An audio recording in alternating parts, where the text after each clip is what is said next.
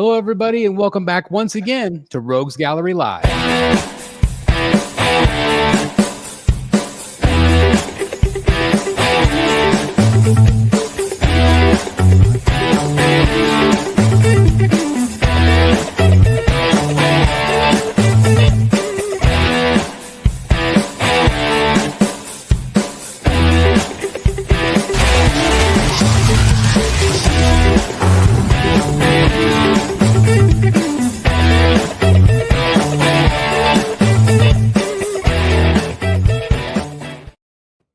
Like I said, this is Rogues Gallery Live. I'm Chris the Batman Statue Collector, and this is episode 175. I am joined by an incredible cast of characters tonight, and I'm really glad just to be back with everybody. I do apologize because we were supposed to be on last week, but I had been sick. I don't know if it's the Las Vegas crud that I got going to the AC/DC concert. I'm not sure.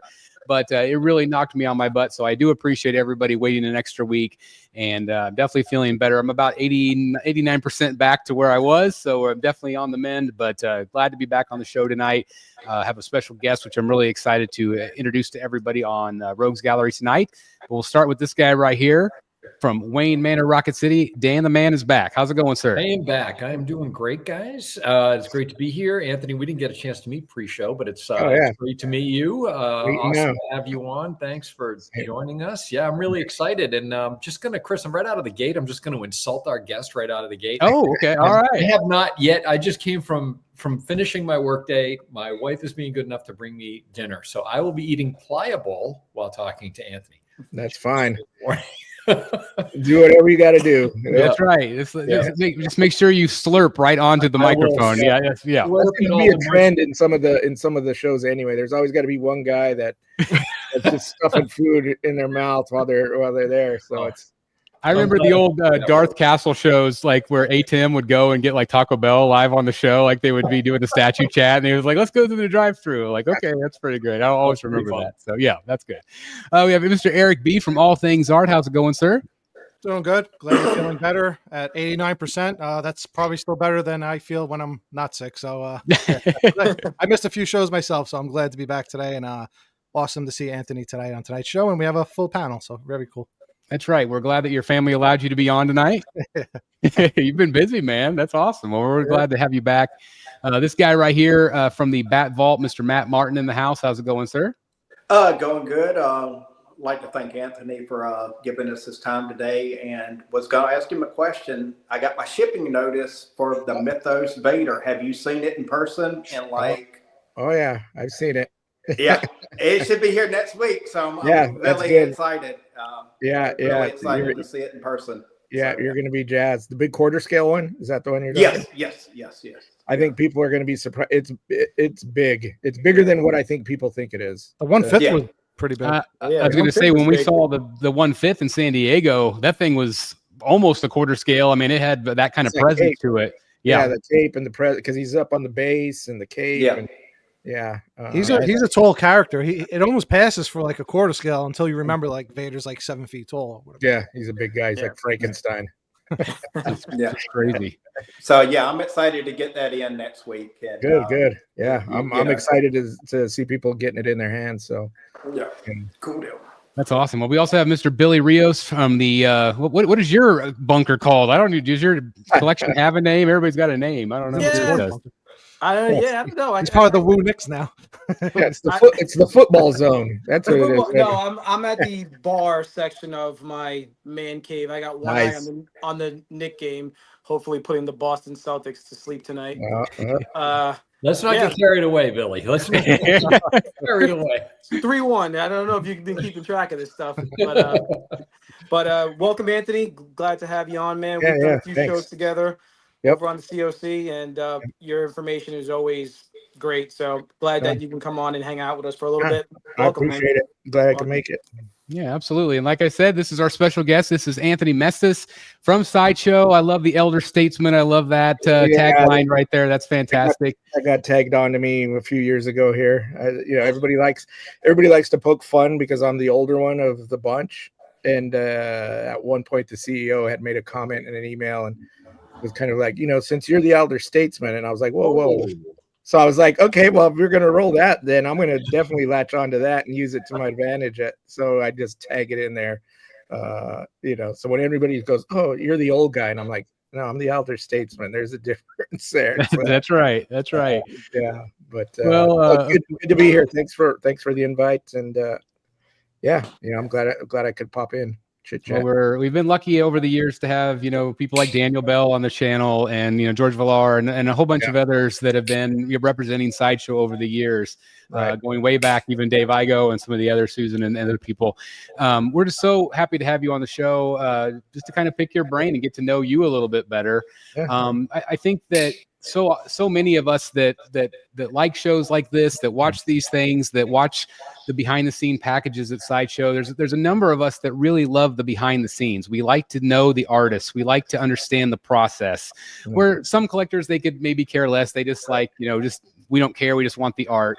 But that's not what we're about. We love art on this channel, and we just can't wait to get to know you a little bit better and what you've brought to the table for Sideshow Collectibles. Can you give us a little bit about your role, what you do with Sideshow? Sure. Yeah, no problem. And I'm in agreement on the whole behind the scenes. I'm the same way. I'm a fan first most, I guess, and always been dabbling in art since I was a kid. But I think part of the reason I do these shows is because I can see it from the flip side to where I watch shows, whether it's on collectibles or any interest that I'm in. I always want to see, an Adam Savage. I love his show because he gets into the nitty gritty and behind the scenes stuff, and I love that stuff. So if I could participate as far as being part of Sideshow in that same aspect, the past year, that's why I've been popping up in various shows, because I was like, it needs somebody. We need to get in there and kind of mix it up with the collector fan base, where I think there was a kind of an absence of that. There was a little bit of it's a tight tightrope, so to speak, to walk, because if you put yourself out there too much, then you become vulnerable, especially if you're an artist, which, not to get too far ahead of myself, but I've been with Sideshow for 21 years, and I came in as a painter, and I was painting in the paint department, but shortly, maybe within a couple years, I was managing the paint department for like 12 plus years. So you can imagine how with doing that, where that comes from, because then we were heavily into 1/6 back then, and we were into the polystone and everything as well. But I mean, you'd get on those forums and they get a little brutal, and when you're that close to being the person that's generating prototypes or designing things or whatever else, it's hard to not get in there and mix it up with some of the people. And that's kind of, it can get unprofessional, and it could be kind of a no-no, so there was a time where there was almost like all right, nobody interacts with that because it's just too hard to deal with. And the past years, it's lightened up a bit.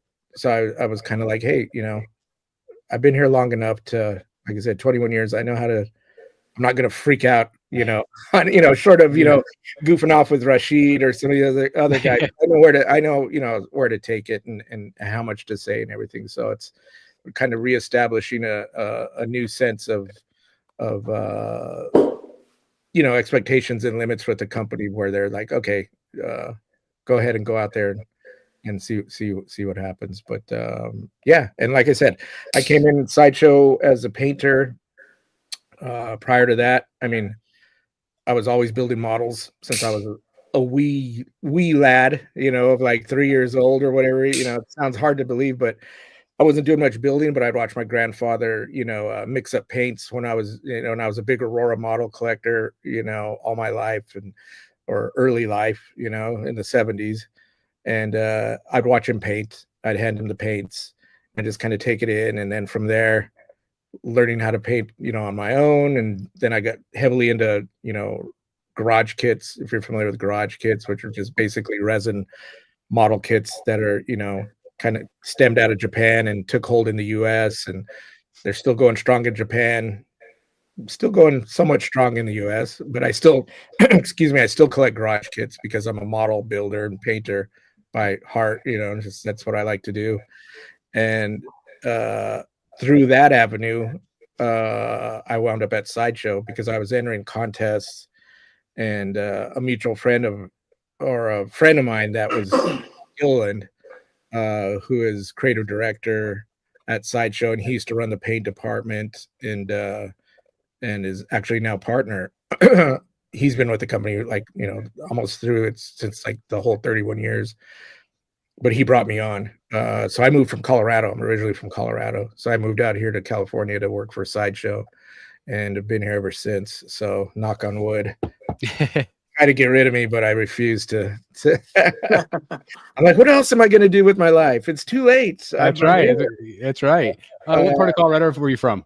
A small town called Pueblo. So it's okay. Yeah, I've been to Pueblo. Yes, I'm in Kansas, so we go to the Springs all the time. Every summer we go to the Springs growing up, and so I've been to Pueblo many times. Oh yeah, well, you're not missing anything. Yeah, still a beautiful country. Yeah, it is. It is. I try to get back at least once a year to visit some family and stuff, but I've been here, like I said, 21 years. So from paint, moved out of paint and into project managing and kind of more into development areas. So I have a little bit of hand in, design and coordinating with the art, like every aspect you could think of that's within the development process, everything from paint to mold and cast to 3D print to talking to all the artists, talking to our internal design team, and just kind of coordinating everything that that we're doing, all the way up to when we hand it over to a production manager.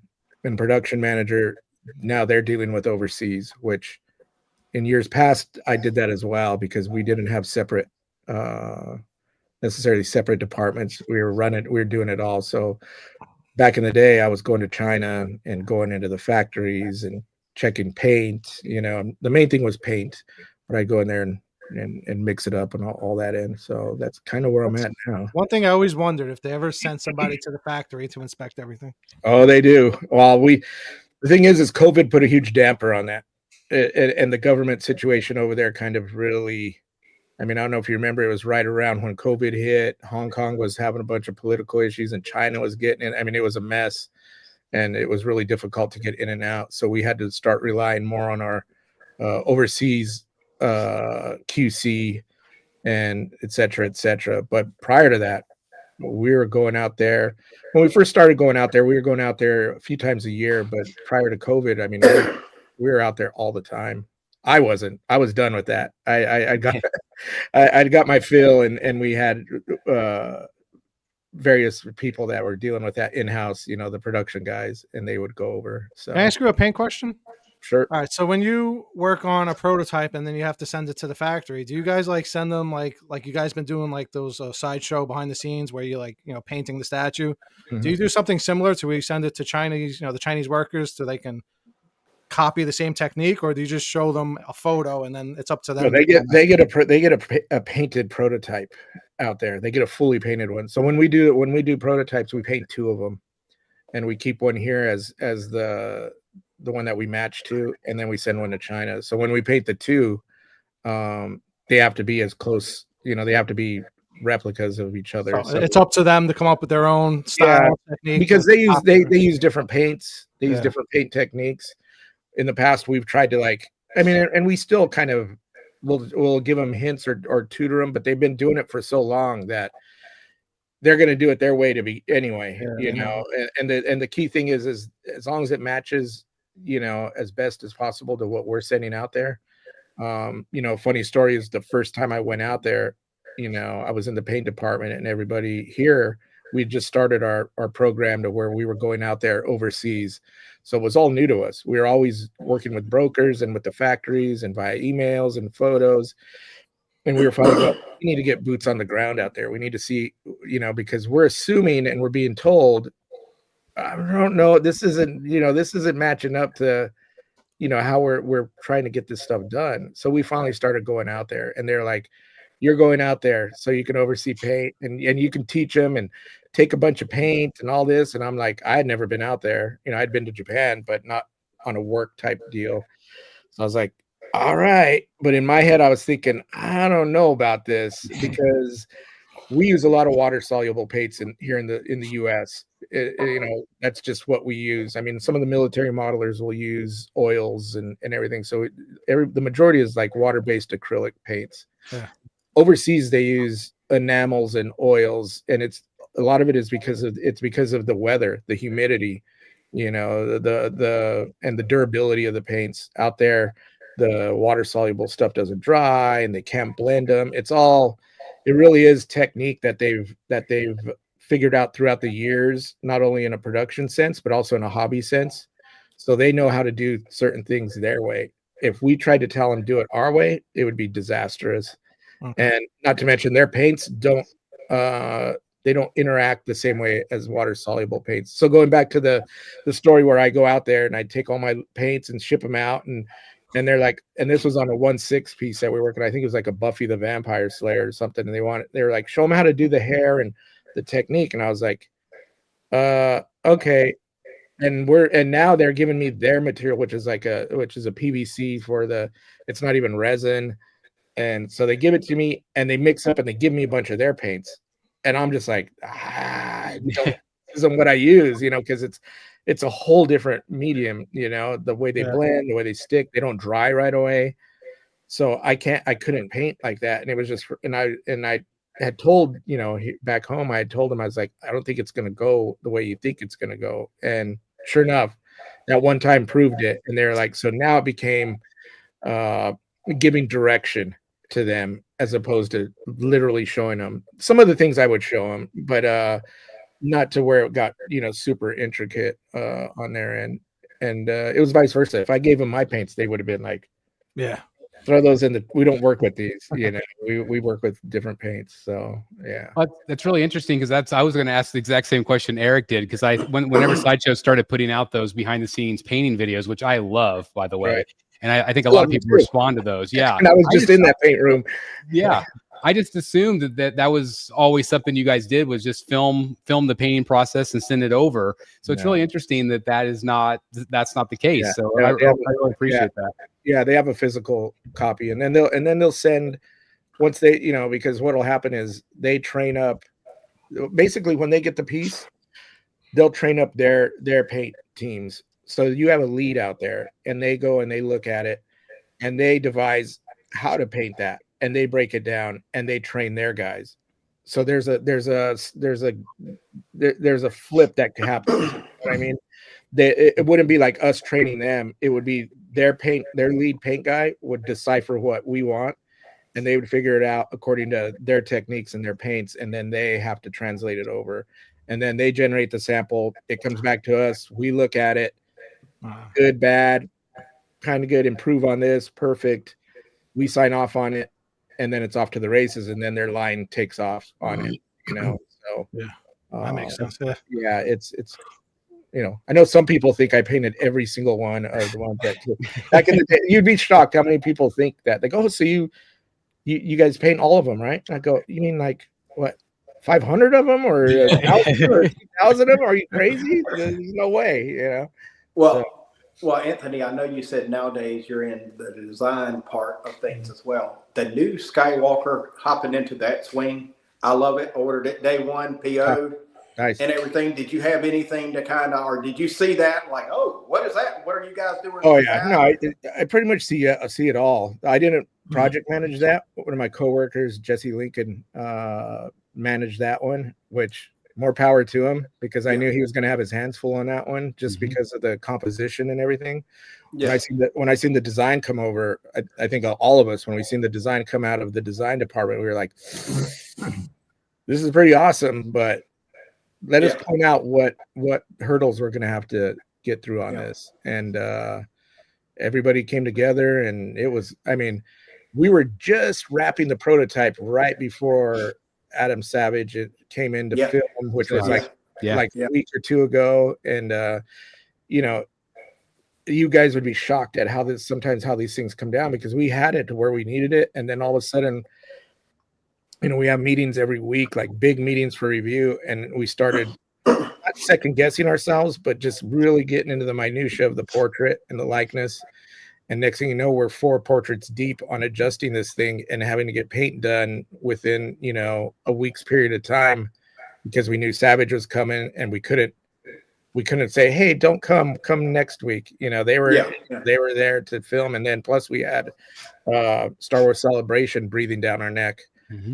So we had 2 definitive dates that we had to hit and get that. That's why you see like there's that acrylic rod that some people are like going, what's up with the acrylic rod in there? And that was just because that's a prototype, and we wanted to make sure nothing accidentally happened to that piece. So we're like, prototype pending, whatever it may be, because that wouldn't have been good. But it won't come with that rod, and it'll have a full welded structure up through that fuel line. Through that hose. The hose holds it up. And there'll also be a plate, and I think the plan is there'll be a bolt and a nut that'll actually physically you'll thread on to get the spaceship onto it. Okay.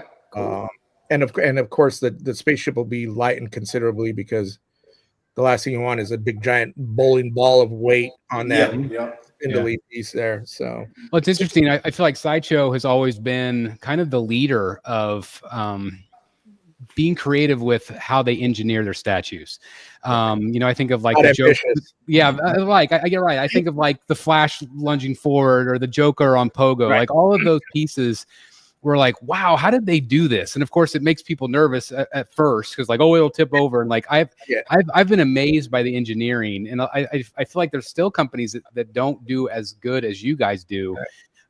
With that engineering. I just think it's awesome. Thanks. I mean, it's definitely something. I mean, those things are considered in the design stage. And when I say design, it's when, the concept and the idea and the sketches and everything come up, and they review, and we always look at it and go, can we do this? Can we not? I think on some of those extreme pieces, the litmus was always the Spider-Man where he's on one arm coming off at the top. We've never had any issues with that, and everybody goes, it can be done because it was done here. Do you have to test the engineering? Like, say, after you make a statue, do you have to like leave it up, say, for a year just to see if anything starts? No, we can't. We can't go that we can't do that, because then that would affect the whole production type scenario. We never have time to do that, but we have the ability to kind of learn from previous things. Usually I think some of the trepidation from collectors happens because you're never going to have a perfect run. Something's always, might get banged up in shipping or dropped, and it showed like some of the Batmans and Jokers were showing up broke, and it's like, that was mine. Yeah, I know. And if I watch the shows, I'm watching various shows, and they're like, because that was my project, and working with the other guys. And even when we were developing it, I was like, we need to be careful with this, that, and the other. And we're all good, because when we go in the factories, we do drop tests and everything. The foams are designed, and they drop test them overseas and everything else. So we try to take all the precautions. And then all of a sudden I start hearing things are being broke. So what happens when stuff like that happens? We have to go, how is this happening? Like this never was an issue, before. Is it happening in shipping? Is it like, what is causing, is it maybe something's not braced in the foam where it's getting jolted hard in shipping, and all it takes is something to make it go? Because we weren't getting a lot of those. But if you look at like the show, some of the shows, of course, people that get them are going to say something if they're going to break. So it makes it seem like, everything's breaking. That's the thing with the internet. It's, you always hear the negative, you never hear most of the positive. Exactly. Any product. Yeah, 100%. Because I freak out, because I start seeing stuff, and I come back to work the next day and I go, hey, listen, all these fucking Batmans and shit are breaking. What's going on? And then I'll go up to, and I'll contact customer service, and we have a full means of documenting and chasing, seeing how many issues, and they're like, oh, we've had, 5 or 10 or whatever. And we've been, I'm just throwing a number out there, but it was nothing like how it seemed like it was being done. I was like, whew, all right, well, at least that's a good piece of mind on my end. But back to the question, we'll go back and we know how to engineer and center of gravity and not to overextend stuff. The key thing is making sure the factories abide by what we need, and the weird thing is years and years and years ago, you'd have to kind of take them for their word. And when we were having some issues, got to the point where I think it was either me or one of the other guys. I said, we get one in, we break it because I want to see what's inside of it. So are you talking about like some statues will be like more hollow than others? Some will be like super thick resin. It's more of if excuse me, if we're doing something that's precariously balanced or looks like it's gravity defying, we have a rod, a metal rod that'll go in because it's only as strong as its weakest point. And right. Some people go, well, it has a rod through its foot and then it goes through the body and it's fine. No, because if you only go to the foot and you have all this weight cantilevering off, it's going to bend right there. So you want it to get also down. A lot of times it's going into the base, and the base is just like, I brought this up in the past. So like you have this rod that's going through the male key, but there's nothing metal in the female part of the key. So now you have metal or polystone. It's still wiggle and break or whatever. Like, there should be like some type of like female metal inserts where the male metal, inserts. I agree, and we do that when we can. It's such a weird thing when you deal, even if it wasn't something that was precariously balanced like that. I mean, because what happens is and I'm sure some of you guys know, is like say with Magneto, he has this big cape that's often the new Magneto, and there are people like, and we even had a video saying, be careful when you assemble, it's going to be tight, because we usually don't put 2 pegs in 2 feet and 2 holes, because if anybody that's been in this hobby for any time, you realize that to line 2 pegs up, it has to be exactly where it's going, or it's not going to go in. So we've always done 1 peg and a key, or 1 peg and a slight divot or something, because then you have some leeway to play with. And so if you start putting like metal sleeves and making these things where they're not going to have anything, you'll get more back because they don't fit rather than them breaking. So it's a weird issue and these are things nobody really realizes, because most people don't have issues. They're just like, oh yeah, this is great. But we've learned from years ago where we were over engineering, which sounds ridiculous. Like, how are you going to over engineer something? Because you want it to be the best as it can be, and then you realize you have issues, because it's like with Magneto, even though we did that and it fits super tight because we wanted to make sure. Wow. Then we run into people that, everybody's happy that the statues come in. They want to get it together. A lot of people aren't model builders, or a lot of people are heavy-handed or whatever. They're just excited and they can't. It's like patience. Go in and get it in, and everybody's on camera trying to do a unboxing, and now they're nervous. That's me. And it's just like, don't do that, because you're going to wind up, probably breaking something, and then nobody wants to be seen as it's their fault. It's like, well, this thing didn't fit right, and now it's broke, whatever it may be. But I mean, so and we did that, so there would be no ship, kind of like how you're saying, like, can you put metal sleeves or anything? We did the tolerances so tight that now there's no room for it to, like, because the minute you have some extra room and it's going to possibly list, it's going to it might travel on you. If you live in like Texas or, in the tropics where it's really hot, the materials want to start moving and bending around. And that's just the nature of synthetic polystone or resins. But overall, that's another one. It wasn't that big of an issue. It was just some people were just like, I can't get my Magneto in here, sending it back. So the ship will probably be PVC. The ship part will probably be PVC, you think? Or? Yeah, I think, since I didn't work on that one, I think it's because now we'll even utilize with the advent of, 3D printing and manufacturing, there are pieces that have been in the line that some pieces are 3D printed. And I don't think people realize that they're printed. They're not a molded or casted resin. And so with 3D printing, obviously you can get more intricate parts. You get straight, you can get some crazy angles that you wouldn't get, and warpage and shrinkage and all that. So I think the plan is probably to 3D print the back out of a durable resin, and to keep the weight down and to keep things straight.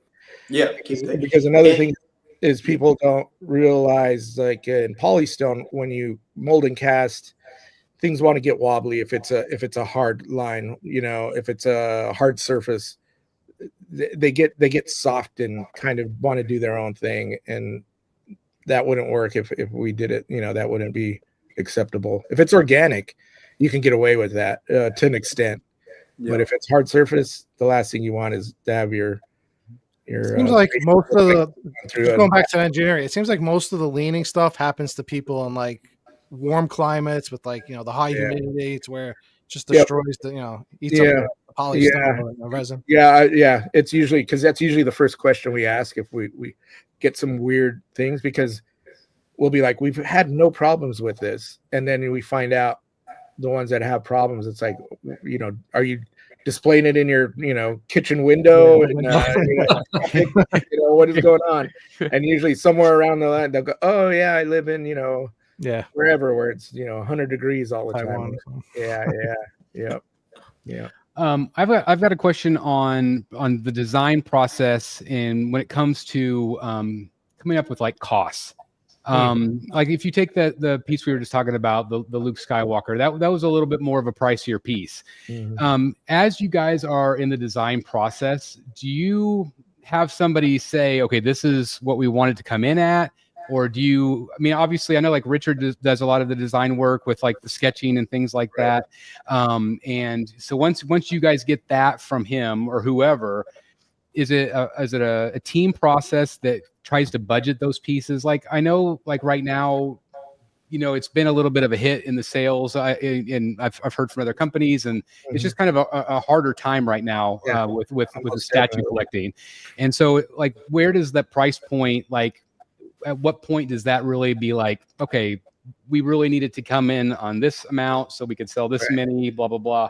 Can you kind of walk us through that? Yeah, that a lot of that is admin, once it's but from a development end of it, because at the end of the day, admin, and there's a whole bunch of decisions that are out of my wheelhouse and my pay, right. But as far as what I could speak at on the front end is when we look at these things, we know going into it if it's going to be a large piece, or like you said, something that's going to be gravity define or multi-figure, or there's a lot of aspects I think that collectors don't realize that will shoot the price up, that they don't think about, because I think a lot of people just think about size or maybe multi-figure. They go, wow, this size of this piece is smaller than this piece, and why is it more expensive? There was like say like I guess like Weapon X came in kind of high, which I even thought it was a little high. But when you start breaking it down and you start thinking about, at least from my end of it and what we put into it and what has to go into it to make it happen in the factory, is you're running different materials. So anything with clear is very brittle, like all those bubbles. Yeah. And then you have all the hoses, which are in a softer material that'll have to have a wire through them. So now you got to have those things casted with the wire through them, and they're super thin, and they got to get cleaned up with the seam on a side of it. And then the thing is even in the clear that's brittle, if you get internal bubbles, and with that one, it's not that big of a deal because they are bubbles, but there's a scrap rate that happens with that stuff. So now you got to take and consider scrap rate. And then you have all the adamantium rods that are there's a gajillion of them in the body that are all individual. Realize that for the unboxing, how they started, there was like a million of those things. They're like down his leg and everything. And there's no way that's the only way you would be able to do that, is have them separate, because you can't cast it with them in. No. And you definitely don't want to have them gluing them in, because they'll either break, or they won't be right, or they'll be crooked, or whatever it may be. Or if they do get broken, customers are we have to replace a whole body that has one broken rod to it, so there's all these weird factors that come into play that we have to take in consideration on price, and that kind of sets not the norm, but that is something that we have to. It's not just like, hey, this piece is this big, so let's make it cheap, or let's make it expensive. Same thing with lighting. Like Ghost Rider wasn't cheap, but everybody's so awestruck with the lighting and everything, and it's like, well, you don't realize there's a thin LED string, line of LEDs that goes through that whip, and that has to get cast in there, and it has to connect. And so all of these things that I'm talking about, when you go into a factory, even if it's a factory that you have history with, they price the job out. They tell you what it's going to cost to have that made, so it could be like, oh yeah, we see this is going to cost us this much, and it's like, wait, what? Really? How? And then they'll lay it out. They'll go, because it's labor on their end, it's intricacy, it's the paint.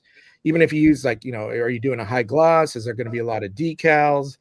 Is there going to be a lot of matte? Like, all of these things will come into play. But at the end of the day, you can see a statue that seems to the general collector that it's like, well, this doesn't look any more complicated than this. And the reality of it is, when you get into a development situation and production, you find out that there's a whole lot of stuff that might be more intricate and expensive on that smaller one than on a bigger one.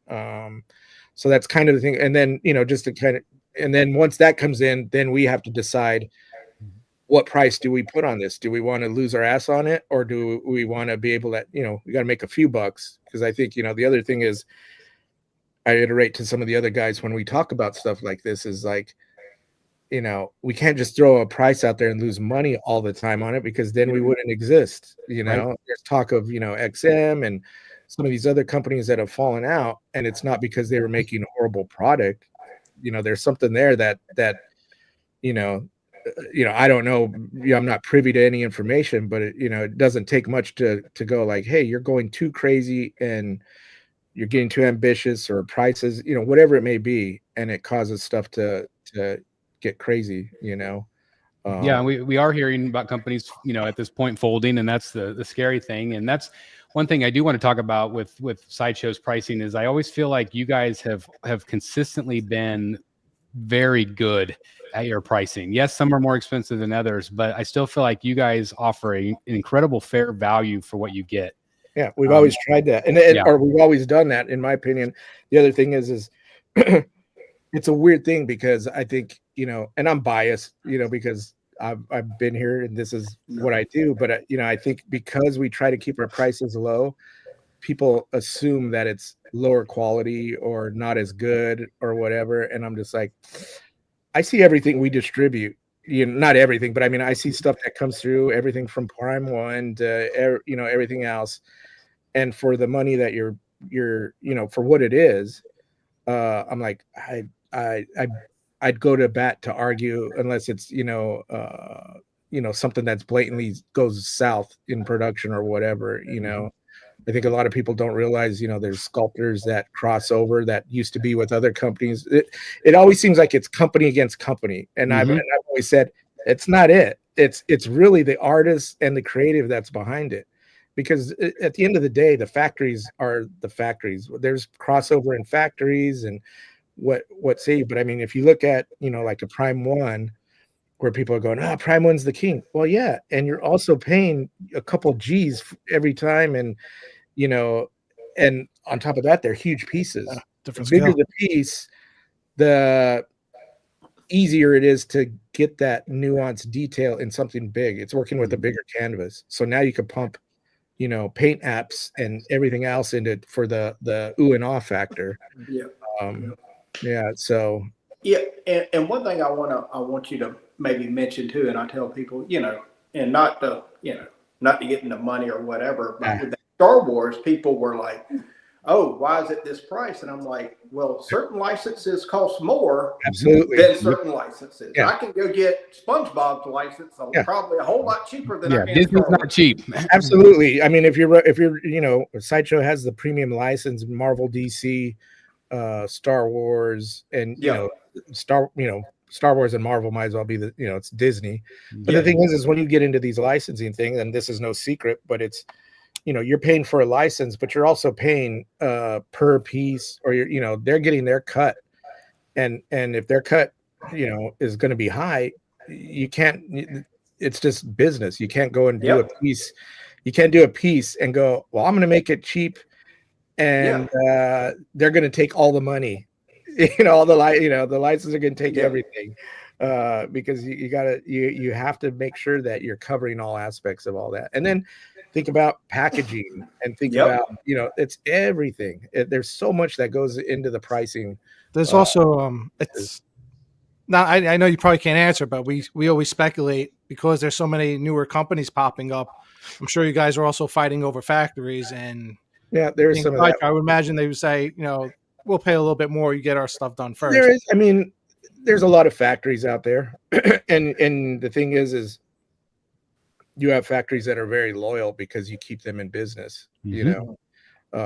If you're somebody who's not participating with said factory, why would that factory continue to, why would they be like, oh yeah, we'll make, whenever you want to put something on the line, we're here for you. They're gonna do what they need to do to keep themselves going as well, But and sometimes those factories are there today and gone tomorrow as well, just because of that. If they're not, it's a very competitive thing, even on the factory level and skill level. Not all factories are created the same. Yeah. I wanted to piggyback based on all the things we've talked about. The artists at these factories are incredibly talented, and they, there's been a lot of talk lately about, well, why don't we just build the factories in the U.S. and blah blah blah.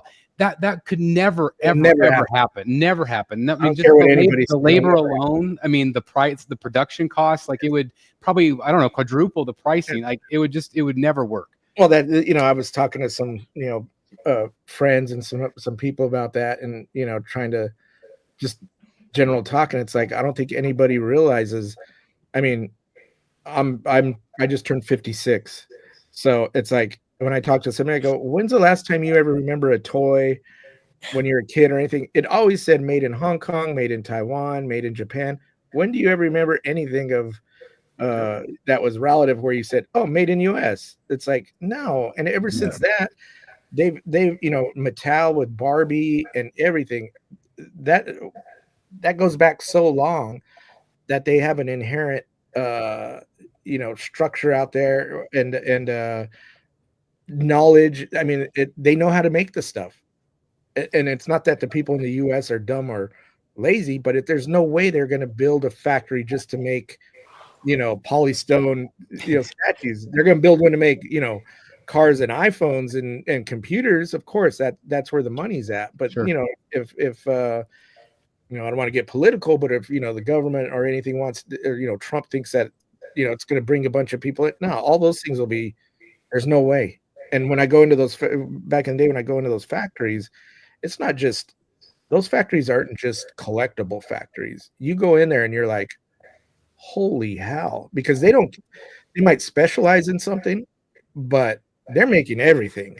Yeah. I've been in there and you go to a showroom and it's like, here's our Christmas showroom, here's our Halloween showroom, here's our candle showroom, here's our whatever it may be. And I'm just like, what did I just walk into? This is insane, because you recognize things that you see, at a Target or Walmart or even at a higher end store, mall or anything. And you're like, holy shit, they're making it. We even have that out here, Billy. So Billy and I are both from the New York area. So like the factory, it's not like an entire toy factory. It's like each floor is something different. It could be one floor they're making candy, the next floor they're or even another building. Those places get big. You figure a whole southern region of China are factory towns. That's all they are. You go up north, Beijing and all those places, they're more of the metro businessy. But you go down south, it's all factories. And they know that's what's there, and that they'll go work the factories for X amount of time, and then they've made enough money and they go back home and live a happy life, retired on the farms and had to have money back. And a lot of people think it's like, oh, slave labor. It's cheaper labor. But they're not. Like you were saying with the sideshow, not the sideshow, the Star Wars piece though, like the back, the back ship panel, it could be 3D printed. With the technology, 3D printers are getting so quick that possibly parts can be 3D printed, but I think the problem is finding, like I said, like good exactly finding the factory to do it. Yeah, because not every factory is doing that. I mean, they're speeding up, at least not for production, you know. Yeah.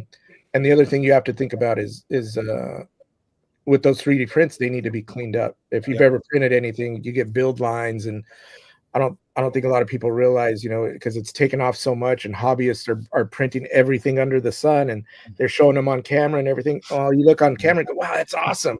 You get them in hand and you're like, what the heck is this thing made out of wood? What is this? It would never be acceptable in a silicone printer soon too now. Yeah, especially in, you know, the collector community that everybody hears, you know, everybody scrutinizes stuff to the gajillionth level.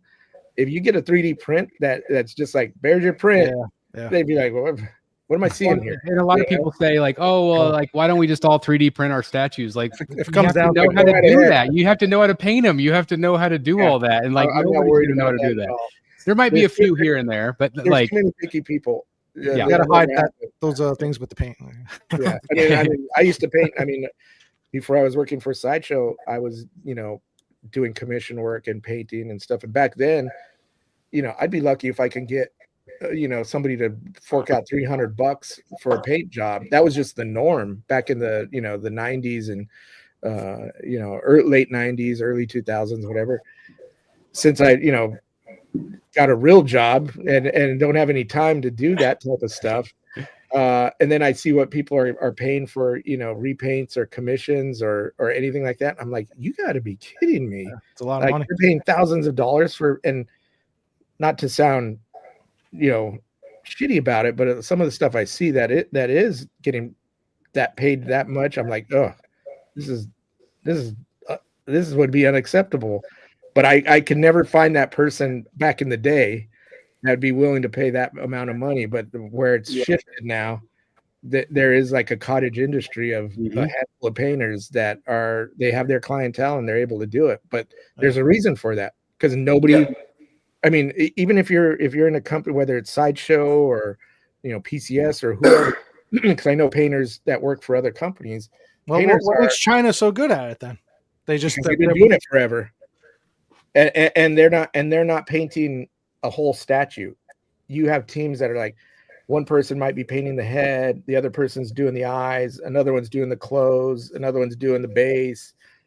Whatever, it's a definite, you know. Well, they're just like an assembly line. The kids are raised into that lifestyle, and they just like, all right, I'm gonna go paint in a factory when I get older. Like, 10. Yeah, because the thing is, like, if you ever, you know, I mean, and let's be honest, you know, I mean, how many people do you know that have built models in paint that are really hardcore, unless you yourself are involved in that hobby? Yeah. You go to Japan, it's like a lifestyle out there. Like, I was going to Japan like 6-7 years in a row, and going to a specific show called Wonderfest. If you've ever been to San Diego Comic-Con, Wonderfest dwarfs that show, and it's one day, and that show is strictly model kits, mainly figure kits, and the work that you see there is amazing. And it's like, you go, what is going on? What's in the water here? But it's because that's part of them growing up and being into that. And now what we have out here is, you know, nobody wants to paint models. They want to play video games. They want to, you know, be on TikTok or whatever. I mean, that's fairly recent, but I mean, you know, even when I was younger, I knew people that, you know, it was a thing to build models. And then you see, that's why all the hobby shops die out now. You go to a hobby shop, you got guys that are either old guys into trains or ex-military guys doing armor, or guys doing RC planes. But you don't. When's the last time you seen a kid or a teenager in there super ramped to? We have a shop by us. It's a small town, and the only way they stay open, because it's a huge store, is they do those Magic the Gathering card games like every weekend, where the kids come in. And guess what? They're not going to learn how to paint Batman by playing Magic the Gathering. No. Well, it's one of those things too. It's like you said, nowadays kids that they're on the keyboard warriors, and they can't, like I tell my kid, I got 5 kids. You know, they all know computers, but you ask them, hey, let's go unclog this toilet, or hey, let's go do this. What? Yeah, help me on the car. Let's go change the spark plugs on the engine, or whatever it may be. Yeah, or hey, let's go fix the AC unit, or they look at you like, what you want me to do? You know what I'm saying? Da da da. Yeah, I mean, I did all growing up. I'm sure all of us did that. I remember being out there with my grandfather, and it was like helping. Even if it was me just handing him the wrench, at some point he's going to tell you why he's asking for that wrench, or what socket is what, or what, and that's how you end up learning stuff. And now the only thing is like with art, there's some amazing digital artists, whether it's painting, digital painting, or digital sculpting. It's still not physically painting.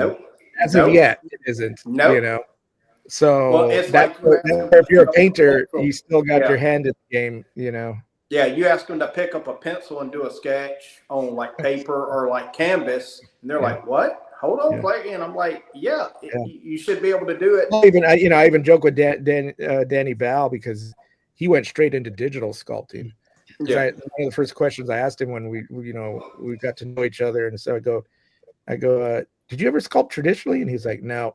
And I was like, wow, that's pretty awesome, because usually you can see somebody who sculpted traditionally and found their way into digital because they have the fundamentals that they know and that carries over. So like anatomy and gesture and proportions and everything. And sometimes you get people who know the programs and know their way through, all of that stuff, and find themselves with the ability to pull from a digital library, and they're just cutting joints and reposing and making it look pretty on the surface. And you can spot it and you go, this person doesn't know, they don't have the fundamentals, because the head might be, the anatomy might be off, or the joints are off, or one arm's longer than the other. That's pretty crazy. I never thought about that. There's all these weird things that you see. But the thing is, not everybody sees them,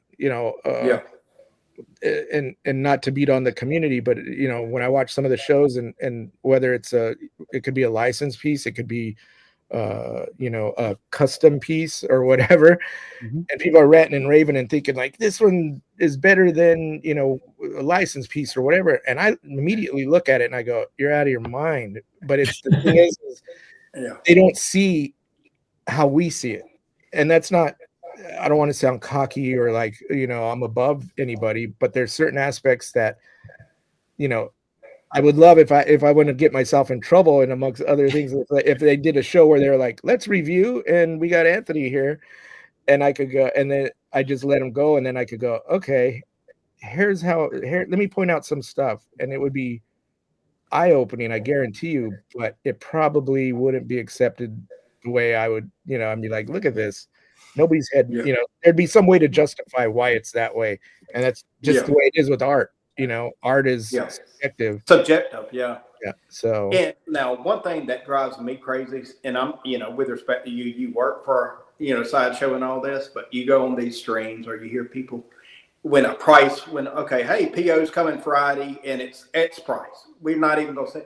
And so let's just say that price is, higher than expected. Let's just say, oh, they're just doing it to make money. I'm like, I've said it on other shows.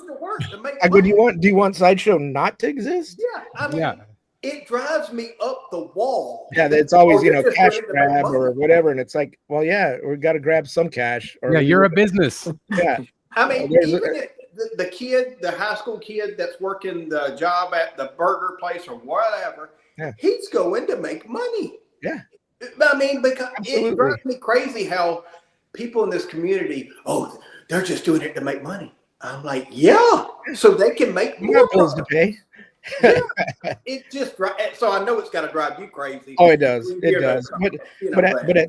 But those ones are so straightforward and just kind of silly that I can't even give it much merit. It's like, I'm just like, come on. Anybody who's visited this place or, seeing what goes on.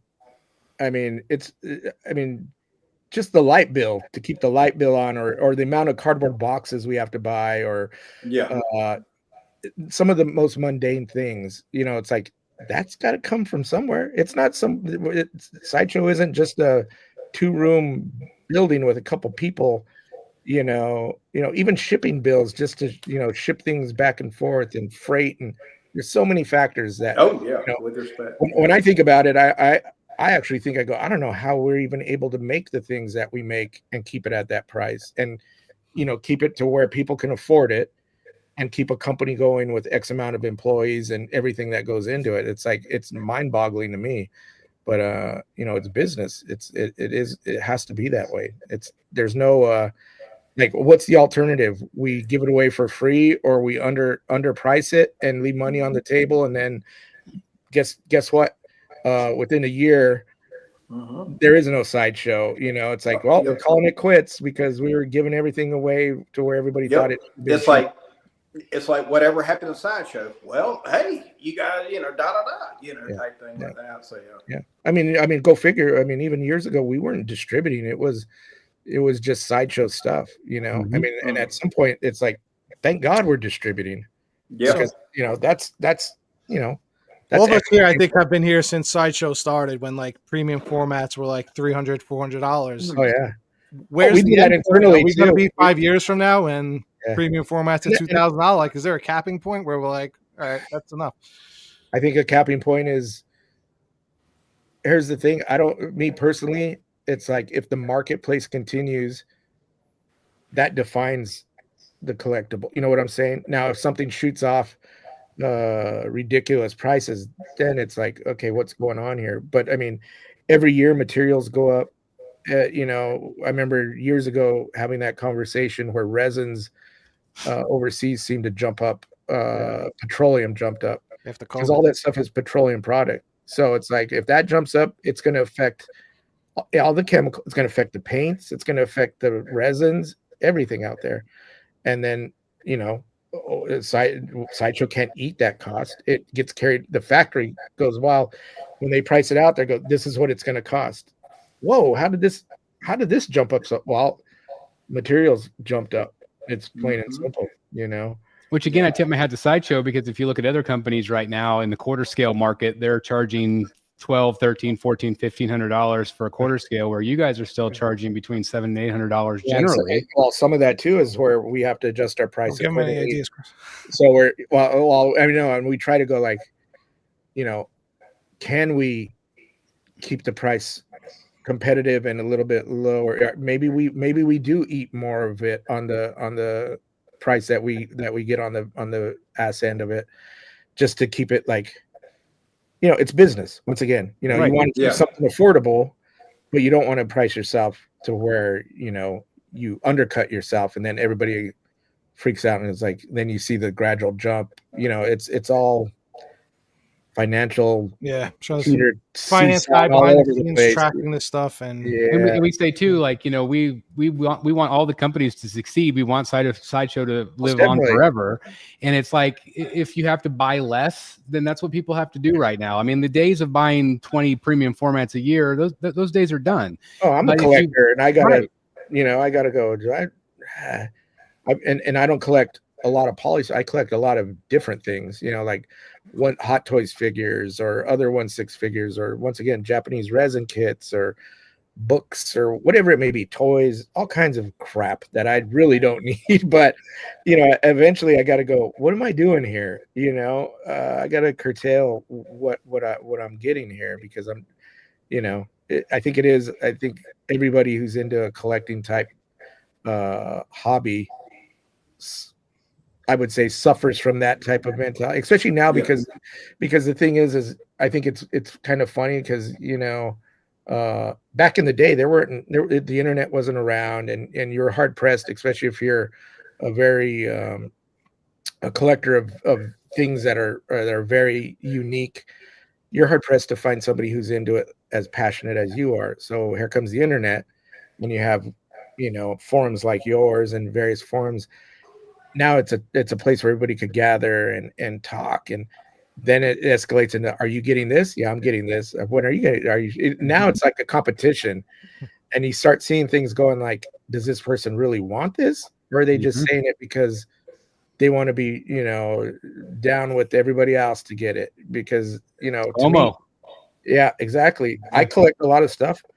I don't get rid of really anything. And that's my thing, because I don't buy stuff to flip. I don't buy stuff because somebody else has it. I buy it because I want it, and because maybe, and being an artist, I'm usually collecting stuff because it's, this artist sculpted it, or just from an artistic standpoint. Of course, I love Predator and Pumpkinhead. I'm a big horror guy. I'm not huge comic book guy. I like comic book stuff, but I mean, my stuff is Predator, Pumpkinhead, all of these, and a lot of original stuff coming from overseas. So, what I'm getting at is, it just seems like there's a lot of people that are just buying a lot of stuff. Now, if you really want it, great. Yeah. But I see a lot of people that buy it, and then next thing you know, on the, a week from there, like, yeah, I sold this to get this. I got rid of this to get this. And it's like, is that really? I don't know. To me, that's never been my deal. I even have stuff that I'm like, I need to get rid of it. But then I go, it's so cool looking. I don't want to get rid of this. I'll go through my garage and I start pulling boxes, because my buddies are always like, you need to get rid of some of this stuff that you have. You know how much money you could get for this? And I'm like, I don't care. It goes back to, like we always say, we miss the convention days when we used to go see these things in person and kind of get an idea. Yep. We don't get that feeling anymore. So sometimes you order something and you're like, oh, it doesn't look the way I thought. Not that it's not good. It just doesn't fit the way I thought it was going to fit. Yeah, exactly. Especially, that opens it up to like a whole other thing is, a lot of the stuff that's been going on now is these shows open it up to where people, do unboxings and look at pieces and review them. Yeah. It always drives me crazy, because a majority of the stuff that gets shown on these things are like not the best photography, and they're distorted, and the flash is popping off, and everything else. And I'm like, it doesn't look like that, and I'm just like, unfortunately, that's what gets shown, unless you're going to a convention or see it in person at a store. And those types of things are, what else is somebody going to know other than, are those days fully over with Sideshow? It's just like, is there any talks maybe like, hey, one day we'll pop back up? Yeah, I think those, I mean, you could thank COVID for that. And it's unfortunate, because I mean, I'd been to Comic-Con for, 20 years, going every year, and I enjoyed it. But the thing is even prior to COVID, it was starting to wane, where, I mean, Sideshow always had a presence. We were the second largest display there at San Diego, and we were at New York. But you started seeing a lot of that stuff pulling out of the conventions, where it was becoming more corporate. I mean, even the movie studios were starting to pull out of the conventions. Yeah. And I don't know if that was due to more of an online presence, and they're realizing they didn't have to dump a ton of money at these conventions, because a lot of times, they had to weigh it to like, is it worth us going out just to have a presence? Because a lot of those companies weren't selling anything. Even Sideshow, we used to sell and have our exclusives, and that you had to pick up at the booth. And then we found a way to do it because they were selling out so quick. We were one of the companies that kind of started where you can order online and you can get your piece, and then we'd ship it. Mm-hmm. So even if you didn't make the show, you were able to get it. But back in the day, you'd see booths with lines all over. And once again, it's kind of that FOMO scenario. But, you'd also get a lot of unhappy people that weren't able to get the piece. But the other aspect, you get a bunch of people that were like, I flew down there, I got the piece I wanted. They're, hip hip hooray and everything else. But, even that part got to where we weren't selling stuff at the show. The show would basically generate people to come to our site, interest. I mean, the main thing was every year we talk about and have kind of a talk, and like, how many new customers did we get, post a show? And I think because it is such a tight community, you think everybody knows Sideshow. We were shocked how many new people, and that's not even, this is even after Comic-Con now with some of our online stuff. We get new customers and go, who's Sideshow? We never even heard of Sideshow. What is this?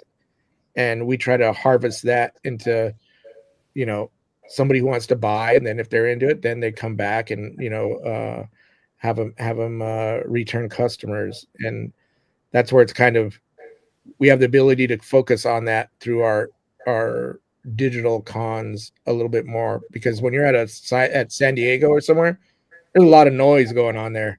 There's too much to see, and I don't mean noise like, I mean visual, like it's sensory overload. And with the glass, everything was always, especially with Sideshow, they had the glass over all the statues.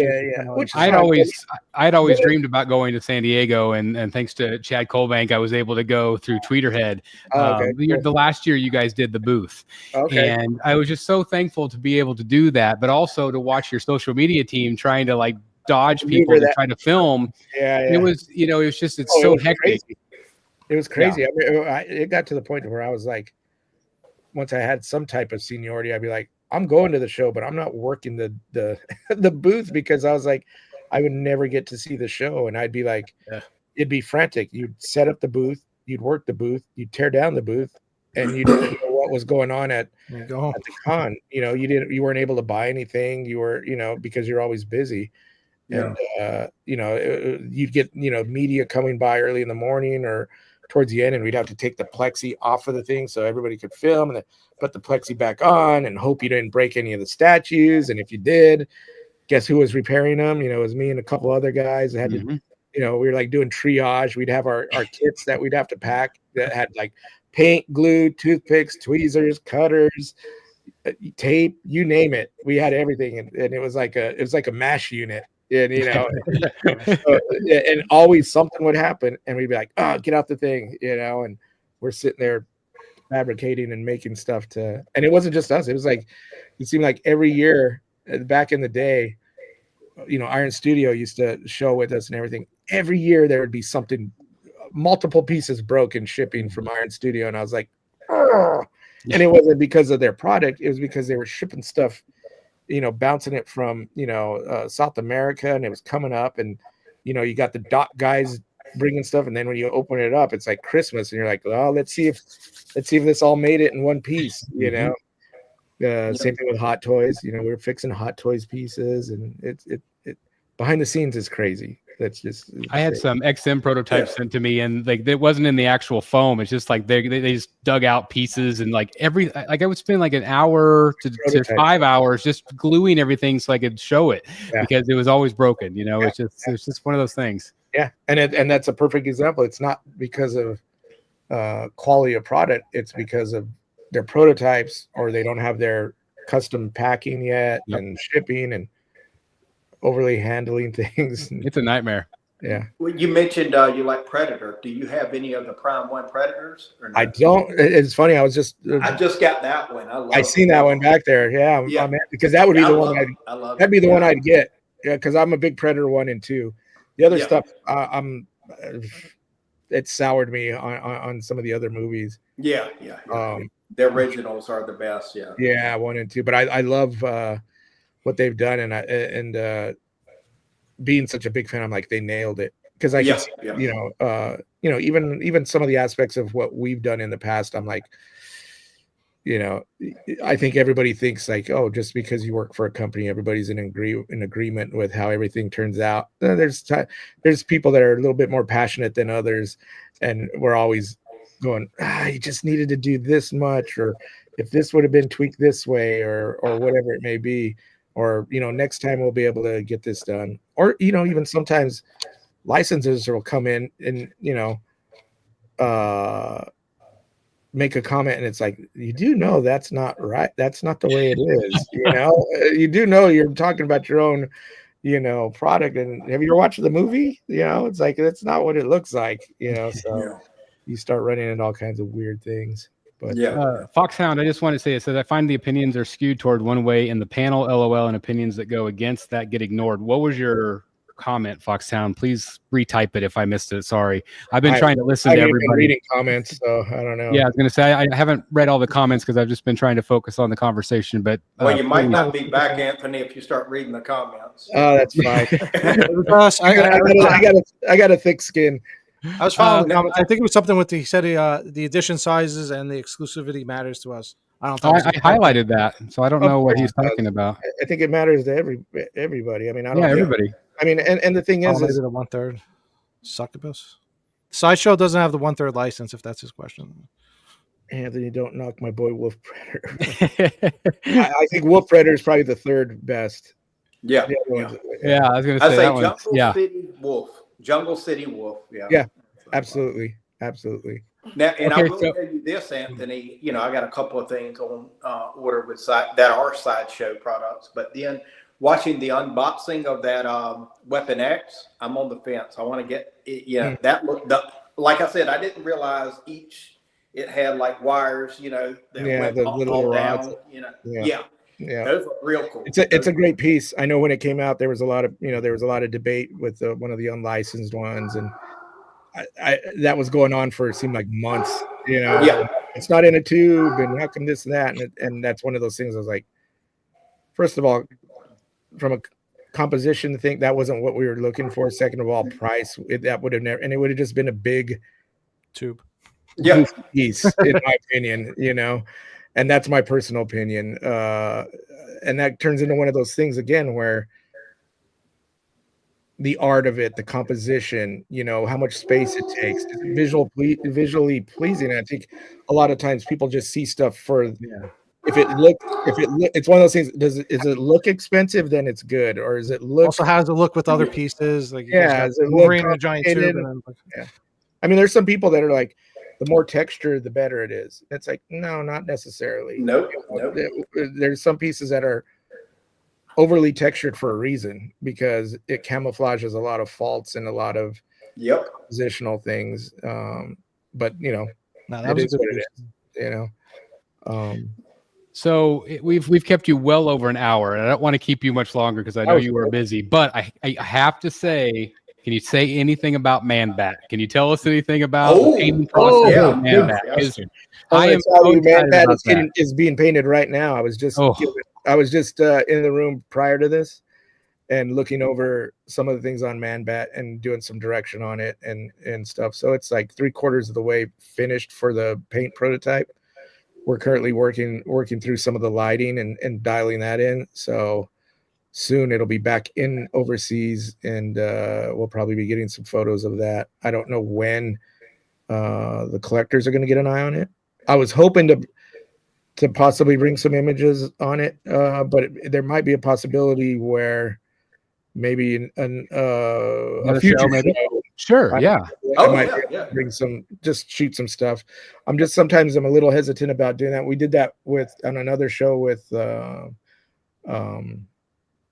Bishop, where I showed some stuff, and the intent was to like give people a sneak peek. Sure. As things would have it, everybody went, for lack of better words, batshit crazy.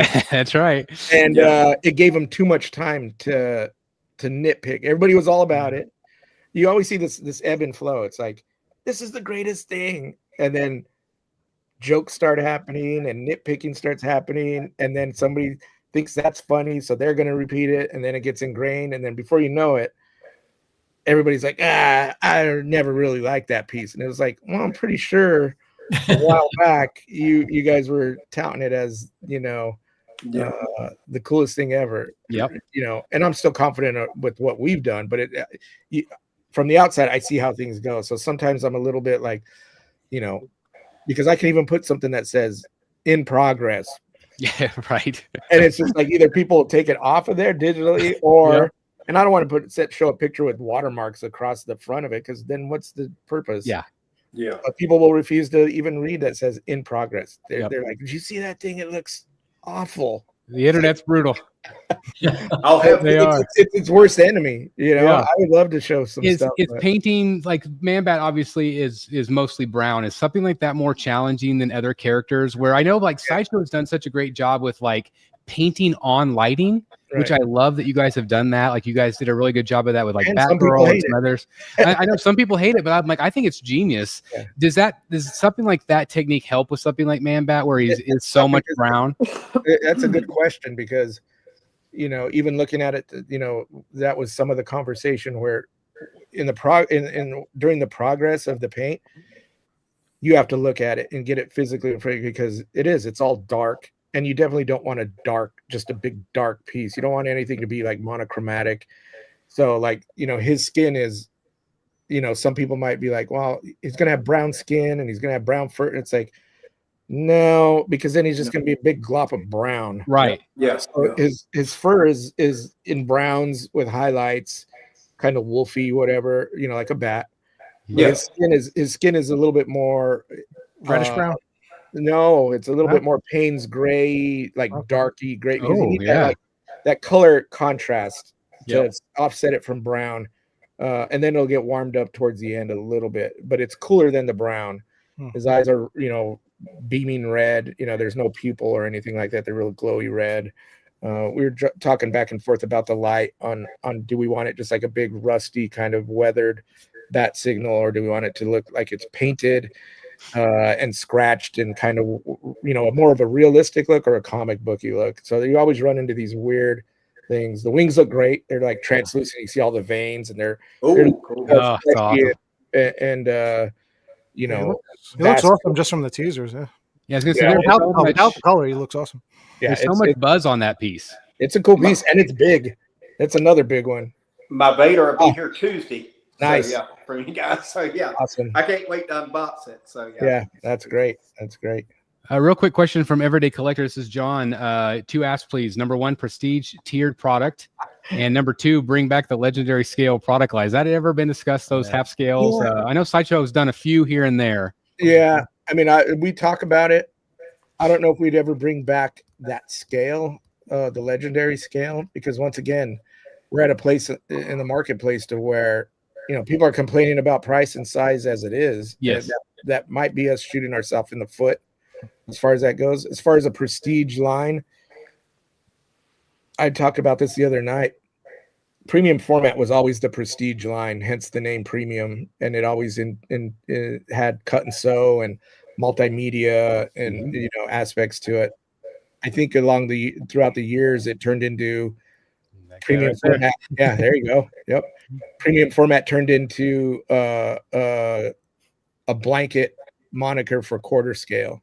Somewhere it got the premium end got lost, and it turned into quarter scale type. I think what we're going to probably do is try to recapture that premium format line, that title and line, and making it more of the premium, and quarter scale is quarter scale. You know what I mean? It's not.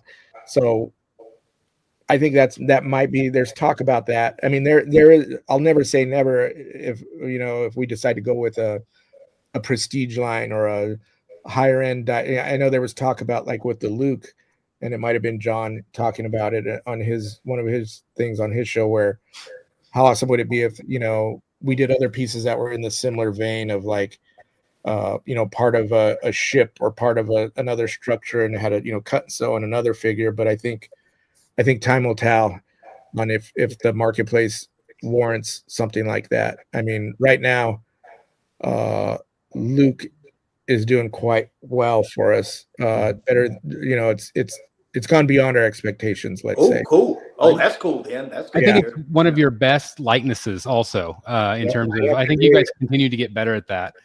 I think you're going to see a jump in that. The thing that bums me out is that there's already a jump in that, but customers don't see that stuff sometimes for years. So there's been stuff in the making for a year that you guys won't see, for a while. And I'm just like, and it's almost like living in two different dimensions. It's like, I've seen the future, and the future is this, and you guys haven't seen it yet. And I'm like, damn it. I would love to be able to share some of the things that we've already have said and done, short of, paint, not just from a character standpoint, but from a sculptural and artistic standpoint, and how they fit in the various lines, whether it's Batman universe or whether it's movie stuff. I know we announced Universal Monsters a while back with a title treatment, and that's my thing. And I've been from a hobby personal standpoint, and I've been working on all those projects, so I'm excited to see what the reaction from the collector community will be on that. I mean, I know it's not Batman or anything, but hey, you got the Epic Universe. Yeah. It's been a while since we've done Universal Monsters, so it's long it's long overdue in my view. So I hope they're received well, and I think they're some of the best things that'll ever hit the market. I can't say the characters, but I've told other people it's like it's Universal monsters. I think Frankenstein, Dracula, really reasonable to tell you what a first run would be, and then if we do a second run, a series would be. But I mean, you have your core characters, so I'll tell you right now, they look great. They look awesome. I think they'll do very well for you guys. They're still loved to this day. I mean, they're an older genre, but it's still great. There is, and once again, that goes back to like a lot of the model guys, because there's it's weird because what we collect as figurative art came from the figure model community. It just kind of split off. And it was kind of like, well, it harkens back to what we were saying before. People can't paint models while we fill the gap to where, and not just us, but any, the pre-painted companies fill the gap. It's basically, here's your built and painted model kit, because nobody was building and painting their own model kits. You know what I mean? There was an opportunity, because Sideshow, that's where Sideshow came from. It was originally, they were doing vinyl model kits with Bernie Wrightson and some, zombie stuff and a few other things, and then found their way into doing. And they did like early on. This was like, I don't even remember what year this was, but they did Frankenstein, right? And Mummy, in the premium format. Bernie Wrightson, That was when I started. We did those. Yeah, it was awesome. Let me get to two real quick questions. Foxhound was one that was asking, I think this was maybe his concern, talking about variants. That's been a little bit of an issue lately. I like when you guys do variants. I think that the last two that you guys did are phenomenal with the paint. Do you guys ever have that situation where you like intend to do variants from the very beginning, or do you always have to wait on sales and then come back and say, okay, now let's do a variant? It's a little bit of both, because sometimes to be honest, we can go in and have ideas of doing variants, and once again, it's business. It's like, why would we do a variant on something that sells horrible? Right. Exactly. It's like, hey, you didn't like this? Well, you're gonna like this one. And then it's like, well, that didn't. I don't know how that didn't work. That should have worked. It's like, no, you don't like hamburger. Well, you're gonna like a double patty of hamburger, or whatever. You don't like Hamburger Helper? We're going to help you to like it. And then other times there could be situations where we have a piece that we're very confident and we think this is going to do great, and it does. And then it comes to fruition where we're like, from fans being we're like, what would be awesome?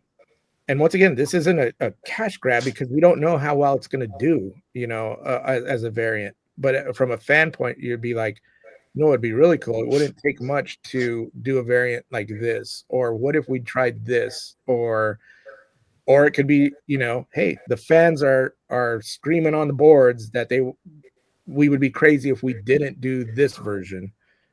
And then we do it, and then everybody's screaming because we did the version. I think, and then it boils down to is like, well, why didn't they just show them both at the same time? Well, I kind of just said why we wouldn't do that, because why would we do that? Why would we generate something we're not quite sure of, And again, you're a business. Yeah. People use the Hulks as a great example of how that worked out for the customer, which it did. But I also remember, people barking about that when we had 4 Hulks. They're like, this is the dumbest thing I've ever seen in my life. All they did was switch out the heads. This is dumb. This is dumb. This is dumb. Then in retrospect, they're like, this was the greatest thing they could have ever done. They released 4 Hulks with 4 different heads and gave us options. This is how it should have been done. Okay, well, what if we did that with everything and nobody wants the other 3? Yep. And we went into a factory and we prototyped and we did all of this stuff. And now we're even if it didn't cost us a ton of money, which that's never the case, but time is money, and SKUs in a factory is money, and all of the front end that goes into it as well as the back end to go into something like that is money. So you really got to be cognizant of how you deal with all of that stuff. And I think it's just too easy for collectors to think it's that cut and dry on stuff like that. You say there's a lot behind the scenes that we don't always know. Like, it's on the surface level. It's like, well, why why aren't we getting what we want when we want it? And there's some pieces there's some pieces that we've actually done. Sometimes we'll listen to fans and go, you know what, this might be a good idea. And in retrospect, it's like, why didn't we just stick to our guns? Because we went ahead and did this, and the fan base pretty much proved what we wanted to do from the get-go was the way to go. And instead we decided we were going to listen and maybe tweak something or go another way. And then it's almost like fans like to go, I dig what they did and they listened to us, but I like the original version anyway. But they listen. They listen to us, and that's what matters. It's like, okay, well, that's great, but in the grand scheme of things, how does that help us out? That's right. We could have been working on a whole other project instead of listening to what fans say they want that they're never going to buy, and now we're upside down on something else that we should have been working on. That's right. I want to do one more question. This was from Joey. It's not collectible necessarily, but hi, Anthony. I'm currently a PM in IT asset industry. Any advice on how to transition into project management in the collectible figure industry? Well, first of all, you have to be pretty passionate about what you're doing, and you got to have a background in, some knowledge in that, because it's, IT and managing, polystone projects and figurative art, and it's two different things. I mean, we have an IT department here, and if I had my IT department, or if we had Sideshow's IT department and told them, hey guys, bring your IT department guide to work day, and have them do what we're doing, they'd be like, I don't know what, I couldn't, I don't foreign know language, right? Yeah. Foreign language. And it would be the same way if I went into IT, if I wasn't, well versed in that, I'd be like, what am I doing here? Not saying, I mean, that's a simple answer. I mean, maybe I forgot who asked that, but maybe he is well versed in, this is Joey, in production. It's really just, you really have to be passionate and have some background in that type of stuff. You can't come into it and go, you're responsible for talking, paint and sculpt and mold and cast and cut and sew and dealing with other artists and composite. You have to be well versed in that, because if not, you're dead in the water right out the gate. Yeah. So. Do you ever have to be the bad guy? Yeah. Yeah. There's so many coals in the fire, that you have to manage, especially I would imagine like where you're having to work between multiple artists doing the same project. Like I think of like that Martine Canale and Daniel Bell project where they were going back and forth working together. Like I'm assuming you're the liaison in all of that. And I'm assuming that you have to deliver bad news from time to time. From time to time. I mean, it's all a collaborative thing, and we all work good together, but I mean, let's be honest, it's a group of artists. And if you ever work with artists, they're very passionate, and they're very, sometimes can be very confident in their decisions on what they would like to see things done. And, and that's when it moves into, I mean, I'm not the last say by no means. We have creative directors and art directors and everything else in set in the, but we usually figure it all out, and it never escalates to anything to where it gets like that. It's usually when we get into a meeting and if there's 5 people that think it looks good and one person that thinks it looks bad, well, that kind of sets the precedent for how that's going to move along. You know what I mean? Unless somebody pulls a rank and and says, nope, this is how I want it, and then it's like, all right, I can't wait till it does horrible, because our next meeting, we're not going to let you forget it, and that's a joke. But I mean, we're friendly enough to where we could poke at each other like that. I was going to say, you have such a great team. We've had the chance to talk to a lot of your team members, and they're just all great people, and so much talent. It really is like a family. And being here for 21 years, and there's a few of us here that are 20 years that are still here. A lot of the people that I was working with prior, either left or went on to other jobs or whatever, and it's we still have that core group. It's great, because you see that person every day.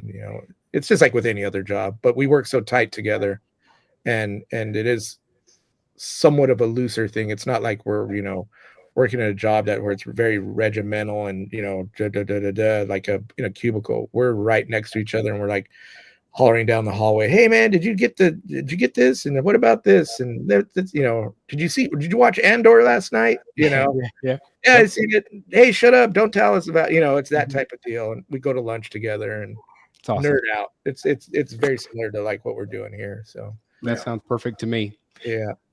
We've kept you a long time, gentlemen. Any other questions before we let Anthony go? I don't want to keep him too much longer here. Thank you very much for giving us your time, brother. I appreciate it. Yeah, I'm glad I can make it. I know there was a little hiccup with Chris being sick or whatever, but he's always sick. So yeah, I know.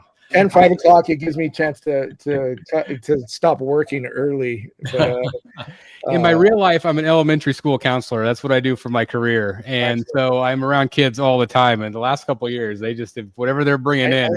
I've seen some of your past shows where you were like, mentioning around kids, and I joke around because some of us that I'm around. Matter of fact, yesterday, everybody has kids. I don't have kids, but they're always sick, and I'm like, yeah. It's your little dirty kids. That's right. I know. Hey, Anthony, why don't you have kids? Because yours are always sick. And so, kids are bringing germs everywhere. But right. Yeah. Well, again, I can't thank you enough for spending this time with us, and it's been really awesome to get to know you a little bit better. And you're welcome back anytime you'd ever like to come back on. We'd love to have you again. Yeah, I'll see if maybe the next time I could see what I could do and bring something for you guys to see and share on that aspect. So, but I appreciate it. That was awesome. Absolutely. Cool. Well, keep doing what you're doing. We appreciate everything Sideshow's doing. We love your company and we love the product that you're putting out. That's great to hear. Thanks. Absolutely. All right. Take care, guys. Thank you. Bye-bye. Thank you. All right. How awesome was that? That was cool. He was actually like, man, he was happy to be here and he was just happy to talk about statues, you know what I'm saying, and art, you know what I'm saying? So it was real cool. Well, I just can't thank him enough again for taking the time out of his day to do that. And again, it's just really cool to have people in the industry that have the passion and have the insight, about all the things that we love. And so just definitely learned a few things. We've had a bunch of Sideshow people on, or maybe just mostly Daniel, but definitely learned a few more things tonight that I didn't know. Yeah. So that was cool. Yeah, absolutely. And again, it's just I think like us art geeks, we love to hear the stuff. We love to hear the behind the scenes and kind of how things work and all that good stuff. So anyway, enough's enough. We're back to collecting talk. I have a statue coming in Monday. Oh, I got one coming in Tuesday. You got one coming in Tuesday.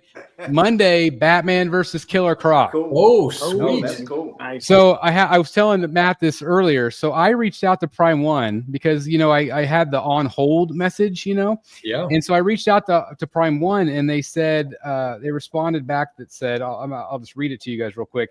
It says, Dear Chris, thank you for contacting us. It takes around 4 weeks to prepare your order for shipping with economy, which I didn't buy economy, but I've had some other collectors message me that said that they were going to switch their standard to economy. Okay. Now they didn't say if they were going to charge them for that. There's been some delay in shipping due to U.S. tariff, and we temporarily put hold on all U.S. shipment, but now we have already resumed shipping, blah, blah, blah. So I'm like, okay, that's fine. So I got an email today from Prime One that said that they've now created a label, and they'd already done that a month or whatever ago. Whenever they put it on hold, they already had the tracking number. So I'm like, it's like, oh, they must have just created a new label. Yeah. And then then they're going to put it on the cargo ship and blah, blah, blah. So then I checked that number, and lo and behold, it's in the United States. Oh, wow. Holy cow. So I don't know if it actually shipped way back when they had it on hold. Maybe I bet you it did. I bet you it was in the same shipment as mine. Stuck in the US. They just released it at the port. Yeah. Maybe. So you think it's finally opened that there? container? Chris, the boat might have just been sitting out there. Tracking numbers? Well, yeah, it's 2 tracking numbers. It's 2 boxes. But I mean, I just looked up the master number. Yeah, it could have been sitting at a US port. Also. What? So it could have been sitting at a U.S. port because that's supposedly where these tariffs come into play is when it hits the customs. Well, and they just put that on pause for 90 days. So maybe that's what maybe finally just re-triggered it to get whatever was at the port in the United States. You know, and I've talked to some companies this week about that, and you know, I thought, oh, this is such great news. You know, companies are going to start shipping things, and I had a couple of companies say, well, you know, there's still a 30% tariff. So if the cargo ship coming in is 100,000, that company's still going to have to pay $30,000 just to get the product in. So you know, there's still companies that are not going to be able to take that kind of hit, at least you know, very often. And again, you know, we pray that this ends up going back down to a reasonable rate for both sides. But anyway, I was excited that I got some good news that piece is coming in. I cannot wait to unbox it with you guys.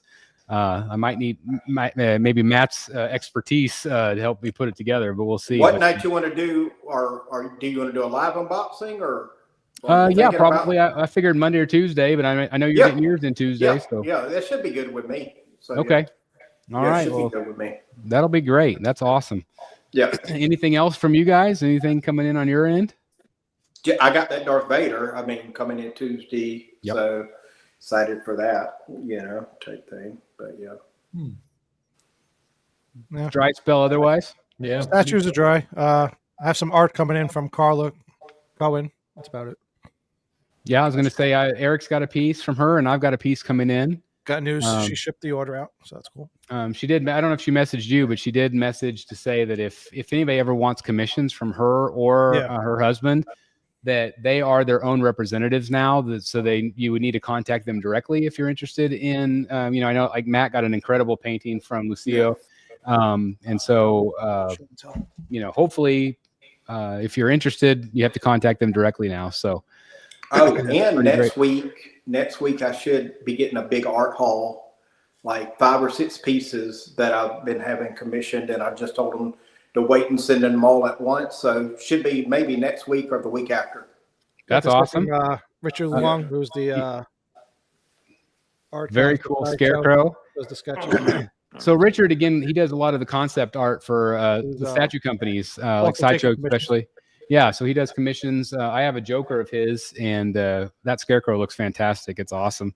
Is yours on that little sketchbook size too? I thought he was doing like something larger. It's still cool. No, he's always does that little sketchbook. Yeah, it's going to fit good with my jock is somewhat this size, but it's a little bit longer. Yeah. So I'm going to put it next to my jock piece. That's where it is right now, actually. One other little information tidbit that I need to let you guys all know. So there's been some behind the scenes with this dude. Oh yeah. And some pretty exciting, crazy news, and we can't get into some of it. But Matt has basically been forced to move just out of the blue. And he was not planning on moving, but yet he is moving. And he's not only moving, but he is building. And so that means that the Bat Vault is going to be going away. But this is the new thing right here. That's the new blueprint. Costco? Yeah, this is Costco. And you have the freezer department over there. But anyway, I see a lot of really exciting things in this graphic, but then I also see something pretty exciting in this one, where the Matt Cave over here. And so tell us a little bit about what you got cooking, Matt. Well, you know, I had to sign an NDA because the person buying my, you know, again, my house wasn't for sale, but my neighbor has a real estate firm, and she was like, well, he just wants to look at it. And I was like, all right, I'll run up to Starbucks while he looks at it, and And he was like, she was like, well, you know, he likes it. He wants his wife to come see it, you know what I'm saying, type thing like that. And I was like, all right, well. And so I told her the not for sale price, just thinking, hey, this is the not for sale price. And he's taking the not for sale price. So that being said, me and my wife bought 2 acres of land this past Friday. And we got with the same builder who built this house. He lives actually 2 doors down from me. And I was like, I need you to build me another house. He was like, well, give me a year. You got to give me a year. And I was like, all right. So, but it works. It might work out where this person that's bought this house doesn't want to move right away. At first, that was the talks, because they wanted to move in, be ready. But there's talks now that they might want to spend one more Christmas in their old house and things like that. That'd be great for you. Yeah, that'd be great for me, you know, type thing like that. But yeah, the new Bat Cave is going to be bigger. So, and I've been working with Moducase.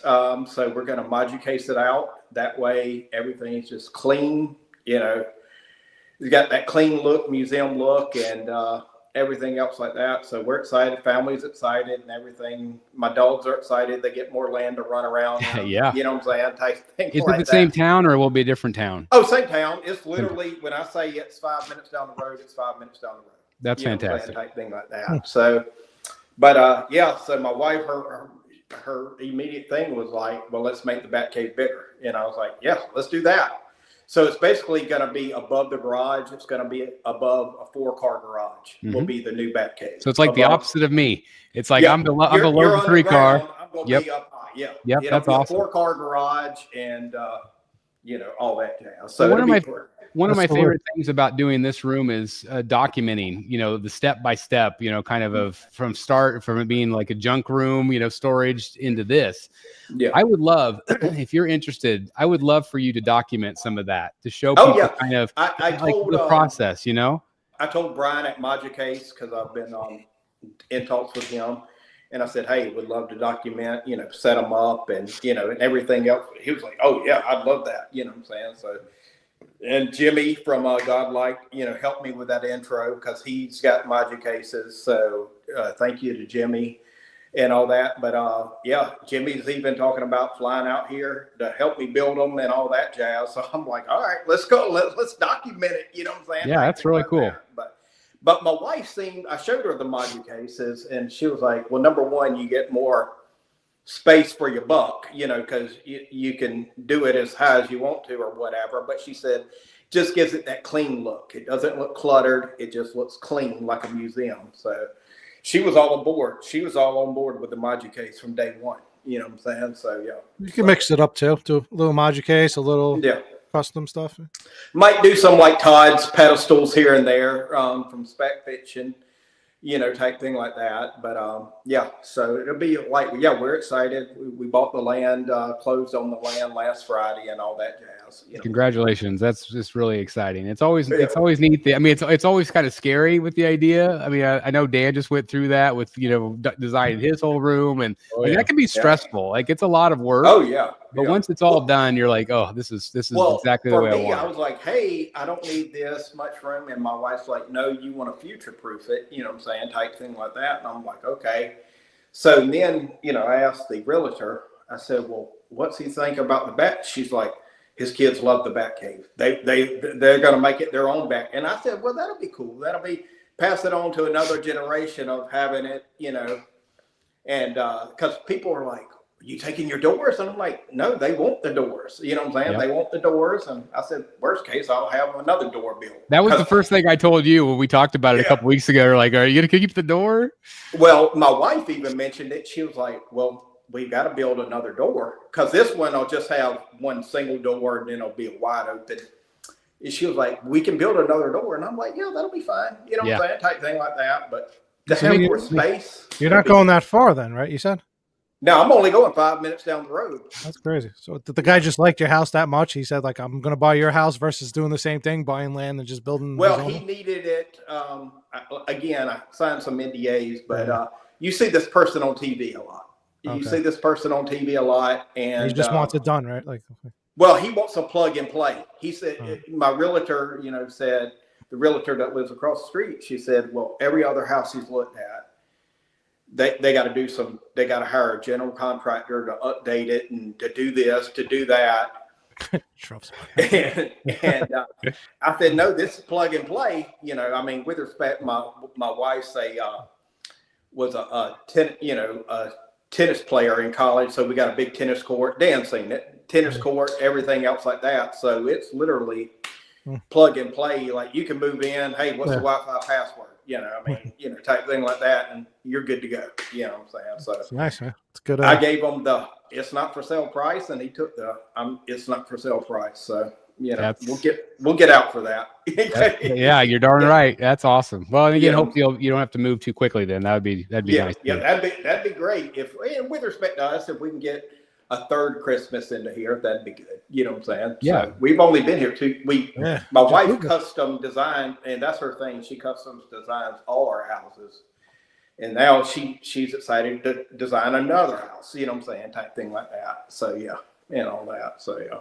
It's awesome. It'll be a win-win all the way around. That's right. Well, we can't wait to see the progress. So congratulations again. Do you guys want to start looking at photos real quick? Yeah. Okay, let's roll. Don't have a ton to look at tonight, so it won't take too long.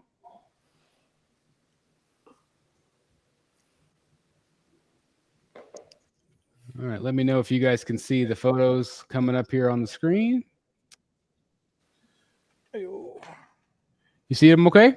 Yep. Okay, so this was, again, this has been a couple weeks because we were off, and again, due to my sickness, so I apologize. So some of these might be a little dated. But this was from Tweeterhead. This is the quarter scale. What do you guys think of them coming out with the quarter scale version of this? Yeah, it's something I wanted to ask about, but I was holding back about this one with Anthony on the show.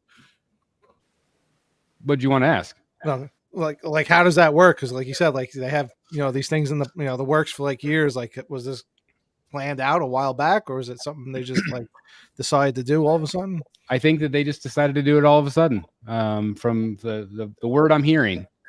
So, it's like, I think they probably look at some other companies and like, do you guys have anything else available? Is there anything else you would like to do?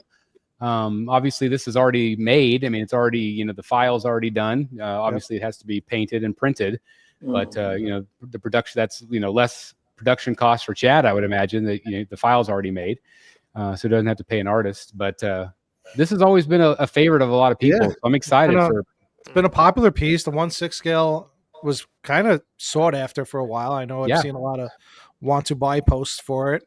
So I'm not sure. I mean, I never owned it, so I'm not sure how 1/6 scale collectors feel like knowing that now there's another one made. I think it's going to be even better. I had the 6 scale, and obviously the paint is dumbed down a little bit at that scale. So I think that, it'll even look better, especially the white makeup will look better on this at quarter scale. I mean, I haven't seen any complaints. So I think people are just happy these days that any statue is getting made and shipped. So I think people were upset that there was maybe not a second head. Oh, yeah. That's the only downside, obviously, but this was the regular portrait anyway. But I like the gas. I like the gas in the background kind of thing. Yeah, it was a fun piece. Yeah. Is that something you would buy or no? Or maybe Chad might just send it to you. I don't know. It's definitely one I would consider. I'm kind of considering, still trying to figure out the middle display. But if I do just all like Batman and Jokers on my back shelf or something like that, I think this would definitely be something I would, like back there. It's still cool. It's that classic superpowers look. Yeah. It kind of looks like the Joker on Throne just kind of got up off his chair.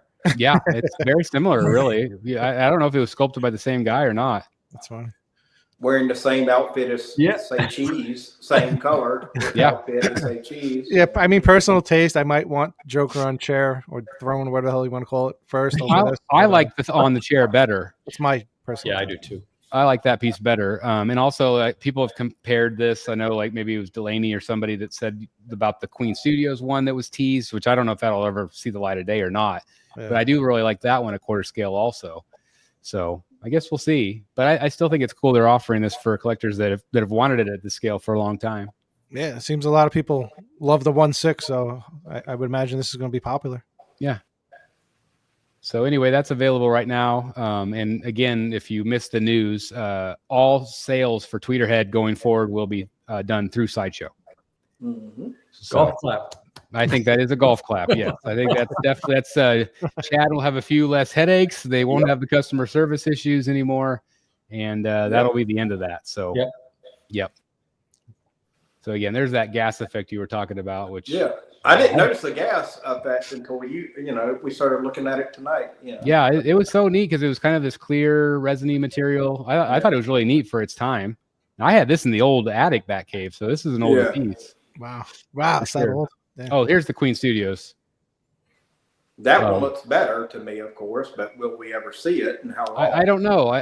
This is definitely like more of a modern take, with modern texturing and things like that and paint applications. But again, I just don't know if we'll ever see the light of day or not. Yeah. It's been kind of whisper quiet from Queen. Mm-hmm. This is coming out soon. This is being painted. It's in the factory, as you could see. This is from Legendary Beast. They have yet to ship any of the DC products, but again, hopefully this is a good sign that they're getting ready to ship these out. That's a proper factory photo, unlike XM's photos.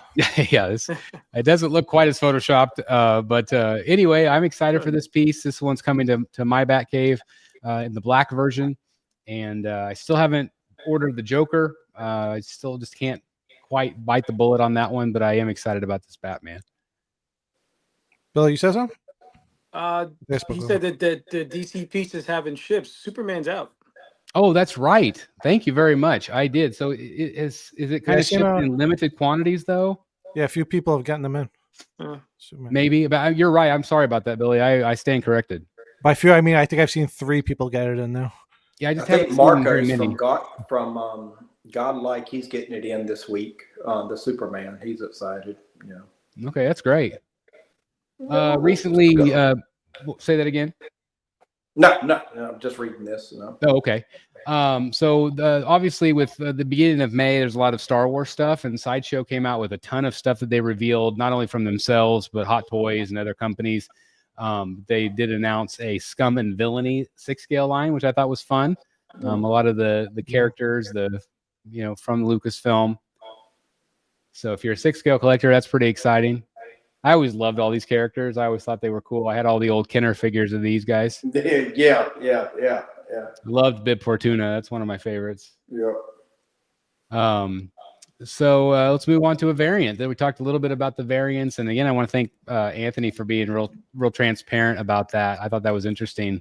I never realized they casted the light up around, like they casted the polystone, whatever resin, whatever the hell you want to call it, around the actual light up. It's crazy, and I don't know if sometimes it actually is polystone or if it's some sort of PVC.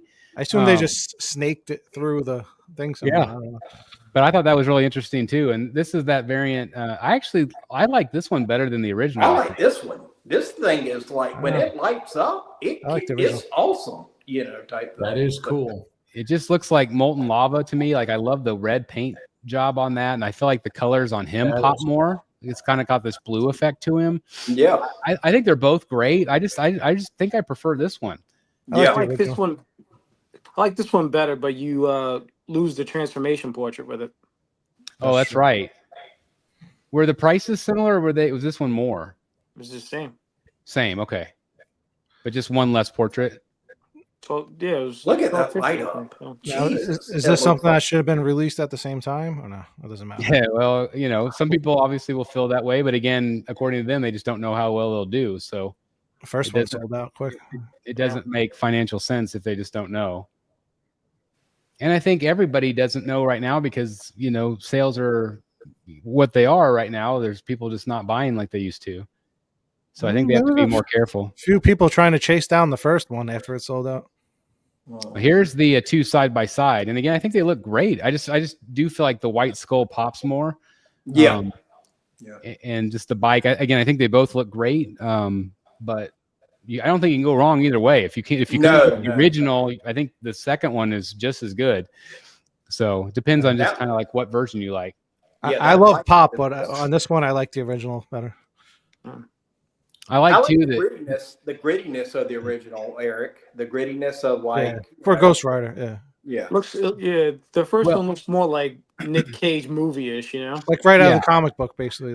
And one thing I do like about the original better is that they have that glow effect that we talked about. Like, look at his knee. You get the spikes his wrist, like that's that glow coming off of the chain, and so the blue one doesn't have that, and so the classic doesn't have that, whereas the premium format, the original, does have that glow effect. So it really kind of depends on what look you like, but like I said, you can't go wrong either way. I think I think the first one with that paint job, Chris, looks better when it's not lit up than the that's a good point. That's a very good point because it makes it look like it's lit up without it being lit up. Right, exactly. You're exactly right, Billy. But yeah, it looks cool. So congratulations. Again, this is up for pre-order right now at Sideshow.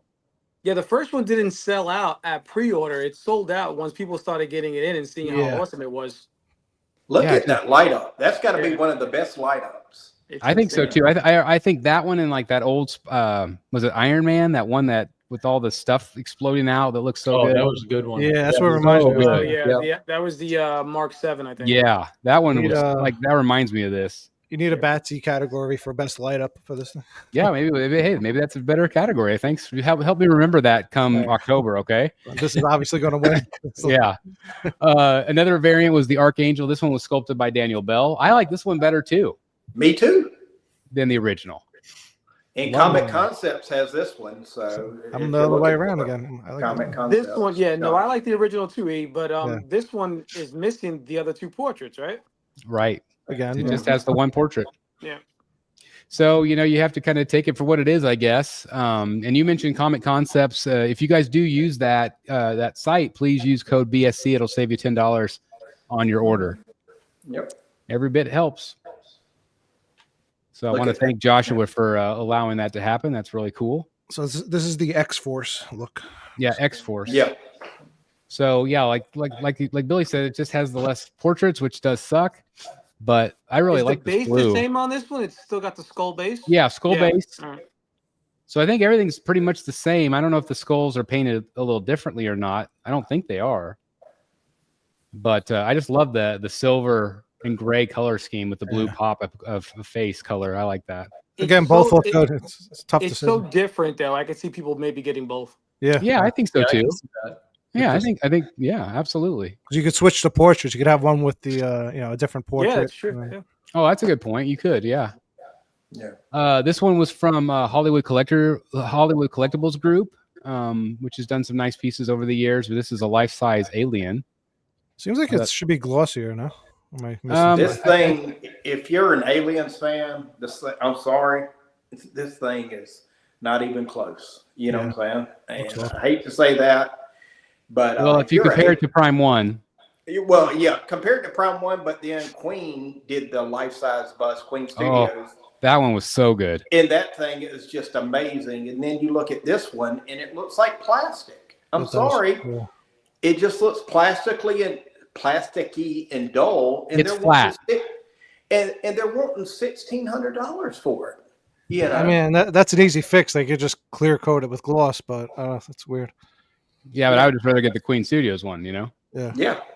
Get the Queen and be done. I do agree. I think that, Queen, or if you do Prime 1 stuff, I think that's just a better quality. But this one is still cool, but it does look more flat for the price. Yes. But I still think it's a cool piece, and, somebody might love this one. But cool. I just feel like there's been others that have done it better. Yeah. Yep. This one is just concept art. This is from the Kacharik brothers. Obviously, PCS has been doing some really great turtle pieces, and they're obviously going to do a Bebop and Rocksteady. I thought this one was really fun. Yeah. This line has been just incredible. It really has. Yeah. I'm glad I'm not collecting turtles. They've also teased this one. This one, people have been kind of like, they don't know if they like her pose as much. They feel like it's very much like a sideshow piece. I don't remember her being like a sexual character when I used to watch the cartoon. Yeah. So, I mean, I like the pose, but it's definitely got some online flack for sure. Just based on her pose.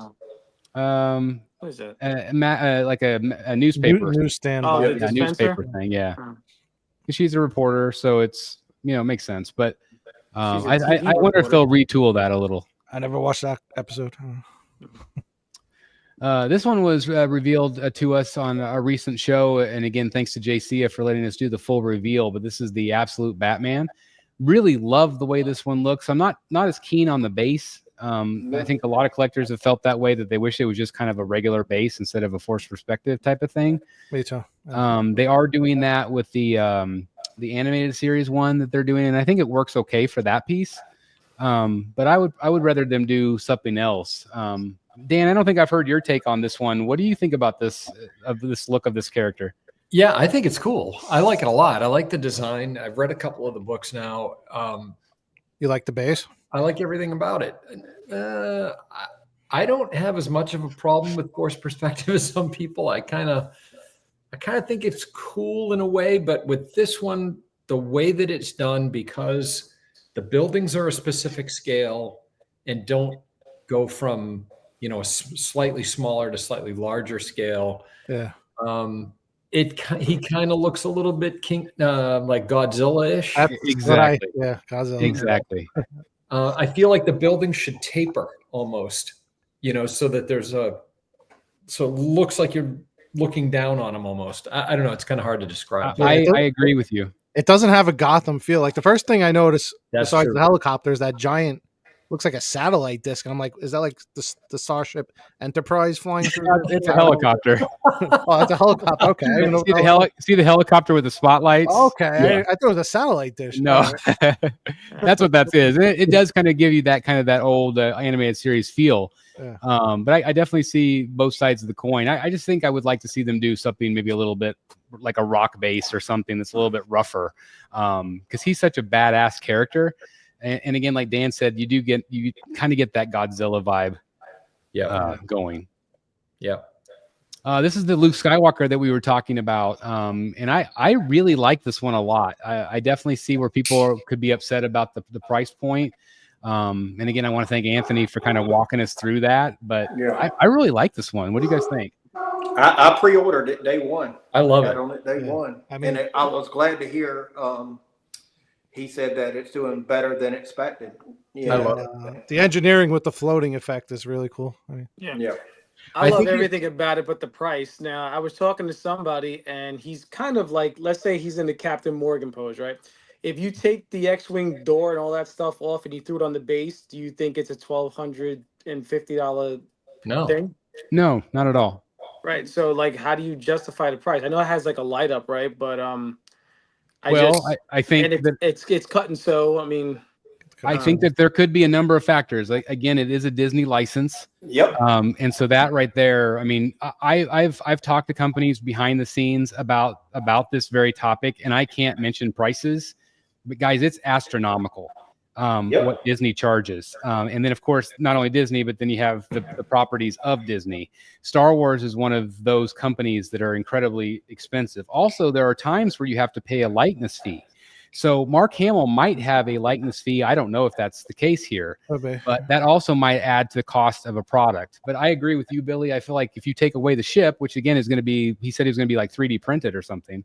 If you just have Luke on a ladder, there's no way that's that expensive. But I really do feel like it's the behind the scene fees that we don't always see is what raised the price on this. So when I first saw this, I only saw the image to where he's like getting on the ladder and like a little bit of the ship. I thought he was climbing up into his bunk bed. I was like, what?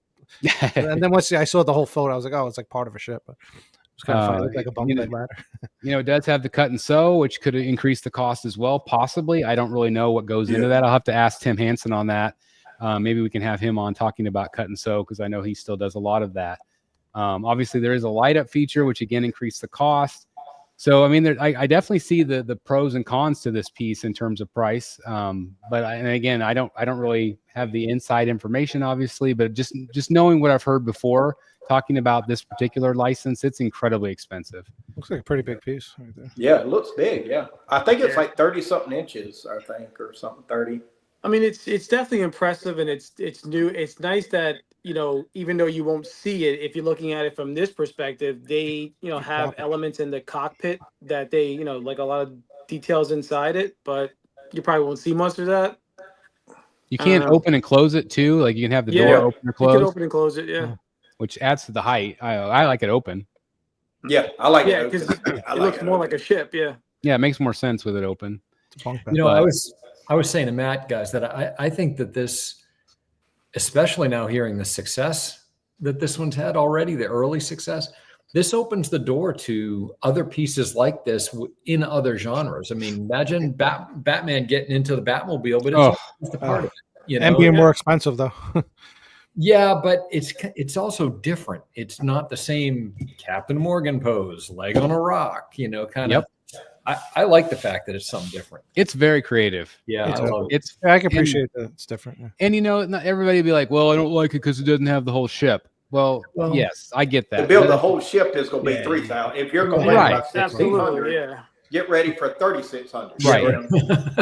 The Mark Hamill likeness is really good, but they've always done his likeness really good. If you even go back to the Return of the Jedi one, And then I think they also did the brown suit Empire Strikes Back. All Correct. the likenesses for him have been really good, and that Had goes Yoda. back years. Yoda on his back on that one. Yeah. No, well, there was a Jedi one from, with the black suit. Right. Yeah. And then they did the Empire Strikes Back one where he had like the brown suit. Remember, like when he got his hand chopped off, I guess. That's right. But they've always done him really, really good. Yeah, I agree. This one's I think it's fantastic. And again, Matt, congratulations on this. Yeah. They also previewed a Ewok premium format as well. I can't imagine this one being very big because Wicket was not that big of a character, but I still think it's a really fun piece. Love the speeder bike base. Has this gone up already? Not up yet. That's why the pictures are not great. These were just screen grabs. So he's got to be like 12 inches high, depending on how tall he was. Like he had to be like 3 feet, right? Yeah, this would not be a very big piece. Now, obviously, the staff will make it a little taller. It's like a Yoda statue. But how fun is He's bigger that? than Yoda, I think. Yeah. Oh, yeah, he's definitely bigger than Yoda. Oh, yeah. Yeah, Warwick Davis, yeah. So how much would you pay for that? For Warwick or for the Ewok? Yeah. I can't imagine this one being too bad. I remember the Rocket Raccoon back in the day. I used to have that one. Yeah, he was like $250, I think. Yeah, I paid like $250 for that thing, man. Yeah, he was $250. Yeah. It's crazy. Had a couple of new photos from the last show. I think we talked about him a little bit on the last show. Yeah. Obviously, I still think I like the chair version better. Yep. But this one did go up for pre-order. Do you remember how much this one was? Was it $3,000?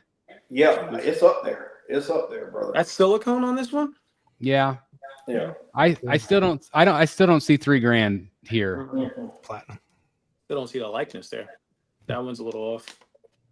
Yeah, I don't feel like it's good enough. I do feel like the chair was a better likeness, and it's a the better chair price. is better, but I wish they did real fabric on the chair. Me too. It's sculpted. Yeah, because the fabric here looks great. Yeah. I think the chairs. I mean, when I think about him, in my head, I see him sitting down. Yeah. I see him in a hologram. Speaking of sitting down, Iron Studios did preview a Vader. I believe they did a larger scale one of this, but this is the 10 scale that they're doing. Does this come with the swap out? It does. So it's got a couple swap outs. So it's got the chest that's like the regular chest. It's got the destroyed chest. Yeah. And then it's also got the unmasked. Cool. Which is really cool. It's a little stiff. Well, it's 10 scale too. Yeah. Keep that in mind. So, it's going to lack some detail, but. Well, he's a stiff character. Yeah. So anyway, 10 scale there. They also have a new Mace Window, which I thought the likeness was really good on that one. Yep. That is. Wow. It's a fun piece. Again, these are 10 scale. Looks like Nick Fury. Yeah. Battling the battle droids. Oh, there's another Wicket. Sorry, that out of order. Must have had it twice. Sorry. This one's from PCS. This is a new Gargoyles piece that they previewed this week. That makes up a larger diorama. That's what is that? That's Bronx and Broadway. I I know nothing about this series. I never watched it, but I think it's a cool statue. They really have that, or are you just saying it's a gargoyle on a? Would you say Bronx and Broadway? Their names are Bronx and Broadway. Oh, I thought you told me the cross street to where I can find them. No, that's their names. Their names. All right. This is give you an idea. It's 18 inches high, and again, it does make up a larger diorama with some other characters as well that they've already shown. So I thought that looked cool. PCS also teased a Frank Franzetta Conan that they're going to be doing. Franco Carlissimo. I think the portrait looks great here. Yep, it's looks like Franzetta. Skin tones are incredible. Yeah, I was going to say that I think it's one of the best paint jobs I've seen on PCS. I think it looks great here. Mm-hmm. Let's see. Iron Studios also teased a new Spider-Man villain here. That's cool. Electro. I remember getting electrocuted by him on the Spider-Man ride with you guys. Yep. I think that's where I almost lost it. He had his eyes closed on that. Yeah, like, does it spin? No, it doesn't spin much. Oh, no, not much at all. Not much spin. No, because you said your wife got sick at that same she spot. did. Remember? Yeah, she did. I was. Oh my god. This was after the Velocicoaster, of course. Yes. But I love this. I think it's a really fun 10 scale. Yeah. I love the Spider-Man villains. It had a Cobra Commander. I thought this one I was love really this. fun. I love this one. Cool. Yep. I love this one. Yeah, I can see this one being really popular. He was always my favorite character. I loved Cobra Commander. Yep. And Serpentor. I love Serpentor. Oh yeah, Serpentor was great. When he came out, brother, I was like, man. Yep, I had that figure. Yep, me too. That was a big deal. Yeah, it was. When that movie came out, oof. Cobra La. Yeah, Cobra la la la la la. That's right. That's right. Yeah. He got a new He-Man. I don't know what this He-Man's from. It's definitely something a little different. A little stylized, but looks cool. The old school toy, that chest emblem would rotate. Like you press something. Oh, that's in the back, right. And it would one would be the H, and then it was battle damage, and then one was something else. I had that. That's right. And so you can see that it's got a regular I'm taking H. you guys back, man. You just tripped my mind, like it just clicked in. Like I remember. I know. I had forgotten about that completely. Oh yeah. That's awesome.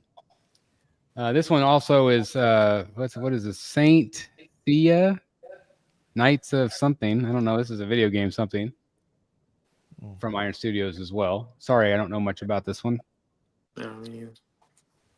Also a new Anakin. Yeah.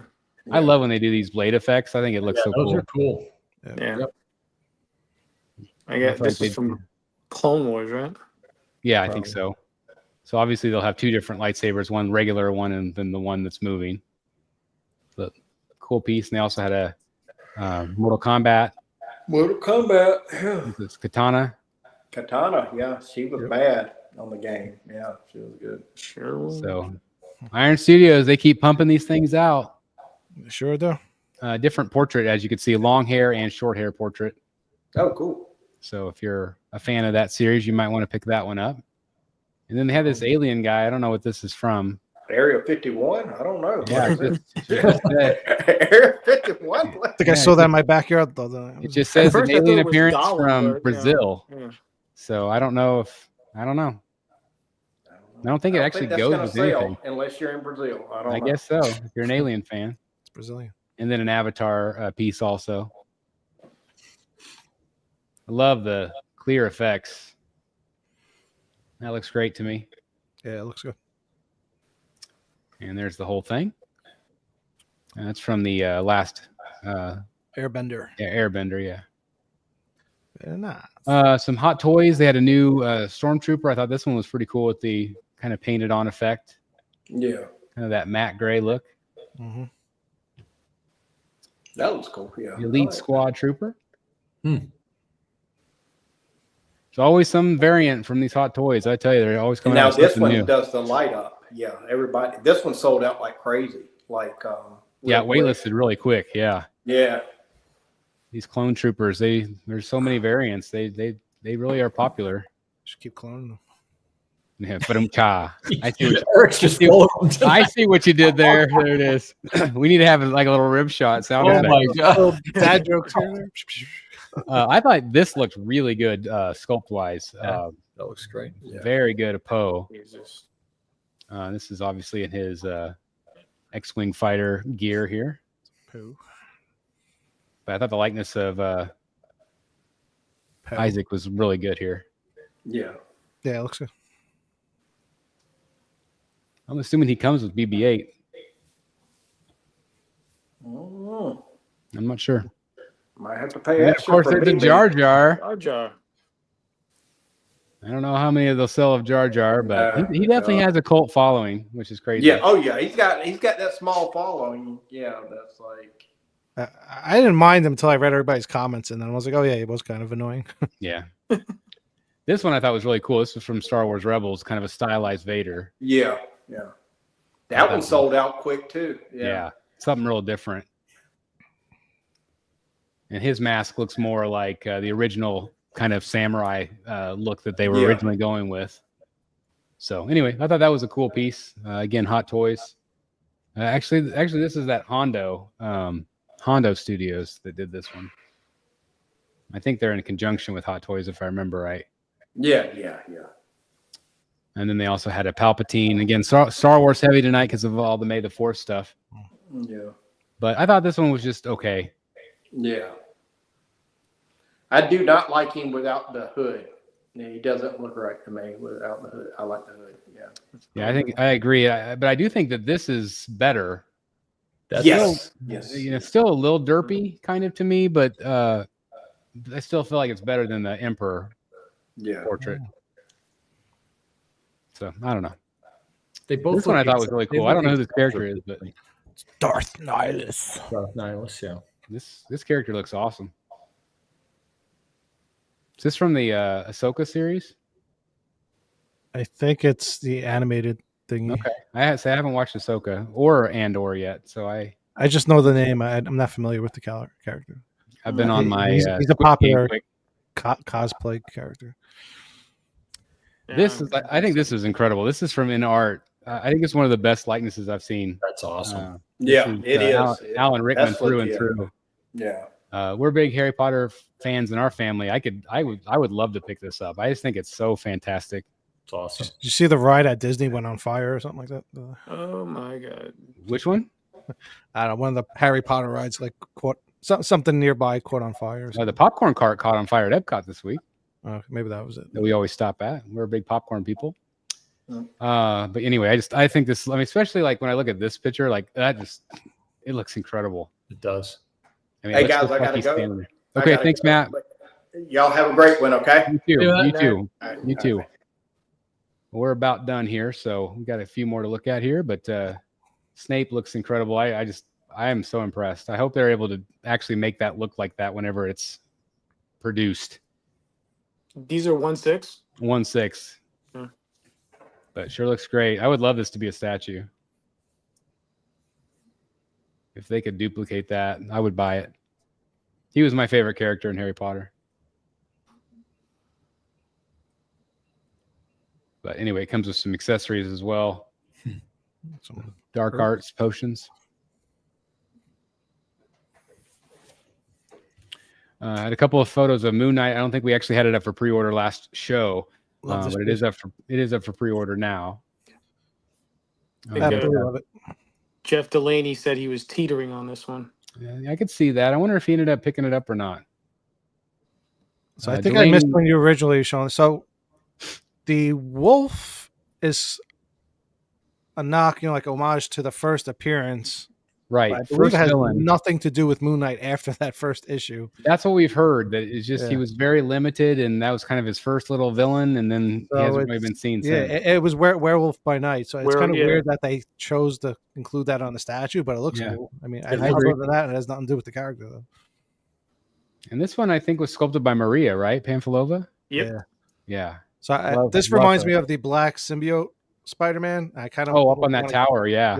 I want to get both of them and just like that Spider-Man's been like haunting me to purchase it ever since I've seen it in person. And I have to toot my own horn that I was right that it is inspired by David Finch.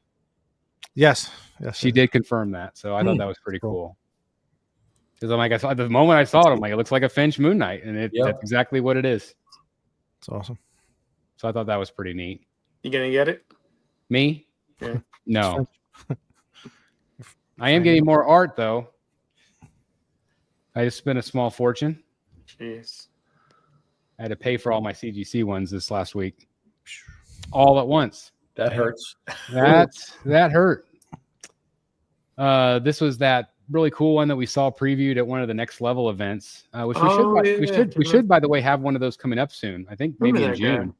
But we all kind of liked this one. We all thought it looked cool, but it's up for pre-order now. Yeah, I was getting like a Jacob Marley vibe from this one. Oh, that's exactly what I get. I love it. Just looks like I love these. London. All the Bloodborne statues are really great. I mean, they're just cool as hell. Doesn't it just kind of remind you of like old London, like Jack the Ripper? Yeah, I was about to say Jack the Ripper. Yeah. I love that. So I agree. I think we all kind of love that same aesthetic of characters. So anyway, bonus part. So it is available right now. I don't think I've seen it at Sideshow. I think it's just available at Prime 1 right now, I think. German or German? Is this 1/4? German, I think. German. Quarter scale, yes. Quarter scale? Yeah. So look good, Dan, with Frankie Reborn. It would. Yeah, it could. Absolutely. I just like because it looks like Jack the Ripper, I think. Yeah. It's supposedly what he looked like. This one I think is Darth Rashid, Darth right? Rashid, yeah. Yeah, I've been trying to get him to sell me this thing. Yeah, I just had to. He posted a few photos of it this week, and I'm like, just to see his hand on it really just goes to show you how massive it is. Like it's crazy. This is in his house when he first got it, and he put it together. He like opened it up. Right now, it's sitting in his storage unit, so he didn't even have it out. Oh my gosh, it's just insane. Yeah. So congratulations to Corey. I think that's just awesome. I threw this up here. This was thanks to Jimmy G. He reached out. We were kind of brainstorming ideas for that tactical throne because it takes up enough power where a regular strip will not work. So this is what he came up with. This is what I'm going to be ordering. He said, use the USB ones, but you can power them up. All 4 screens, no problem. So I just wanted to put this up here for reference if anybody wanted to order it off of Amazon. Again, you can get whatever you want, but this just has a little bit more power. Jimmy actually reached out to his IT guy, and this is what he recommended. So you guys can power it up, and then it holds juice, and then you could just take the plug out. You can, yeah. It holds. Just like a phone, it holds battery for a while. So how do you? This would keep it on all the time. I don't want to get too. Is there a button in the back? There's a button on the back of each screen. Yes, there is. So you have to turn them on each individually. Yeah. You have to turn them on each individually. Yes. Yeah. Just real quick, because I'm curious, how do you, Dan? Because you put your own images. Yeah. Do you have to leave the thumb drive plugged in all the time, or can you load it up onto the TVs and then unplug it? I've tried the thumb drive, and you can also use an SD card. Thumb drive does not work as predictably well as the SD card. SD card works flawlessly. Perfect. So I just got. You got to leave it plugged in, right? I'm assuming you leave the SD card right in there. But when I turn on the screen, single button push, it will automatically go to the SD card. That's perfect. Which is exactly, Chris. Yeah, and that's awesome. So I did a USB hub on the back. Everything's plugged in. It stays plugged in, and mine's kind of almost right next to me, and I leave them on all day. That's awesome. They just look awesome. I also want to bring just the point. I don't know if somebody might have missed this, and I can't remember if we talked about it last show, but I did reach out about the possibility of a variant for that particular piece, and they said that they will not do a variant because the screens cost way more than they were expecting them to cost. So they will not be doing another variant. So if you are on the fence at all about this piece, I would get it. A lot of us in this chat right here have it, and we love it. And so I would without the screen. Though. Yeah, you can have it without the screen, but they said they would not do a variant on that. Even without it? Even without it. So did you see that some people, their screens look red? Yeah. And some are blue. Is there a way to change it? I still have not played around with mine enough. I think that there might be some sort of like menu screen where you can go through and change it from blue to red. Dan, didn't you have some that were red? I've got 2 red and then 2 are custom right now. Okay, so there must be some way because some people are coming in red. So I'm wondering if there's a way that you can cycle through a menu. It didn't come with any sort of instructions. Yeah. And maybe the menus are bad. Yeah. I can just tell you. So I went into the menu system on each of these, and first of all Japanese or Chinese, I can't tell the language, characters. Right. So you can't tell what anything is saying to you. You can kind of guess, your way through it a little bit, but does it make everything red though, or just what's preloaded looks red? No, it's like if you put a photo of yourself, would it look like red or would it be normal? No, I don't want to unplug it. I don't think so. No. When you put in the put your own image, is it still red? No, when you run your own content, it's true to color. Okay, so it just needs. Somebody was asking, like, can they just upload the file so you can re-download it and load it back up? I really think it's just a setting where you're able to cycle through blue or red or whatever. The other thing, I'm looking at one right now, and a lot of the graphic is red. The various like lines and graphics. It's not a pixel type thing. It's not basically messed up. It's just a file. Yeah. There's other colors in the video it's running. So there's blues, there's greens. I can see all kinds of colors. All right. It's just the main color is red.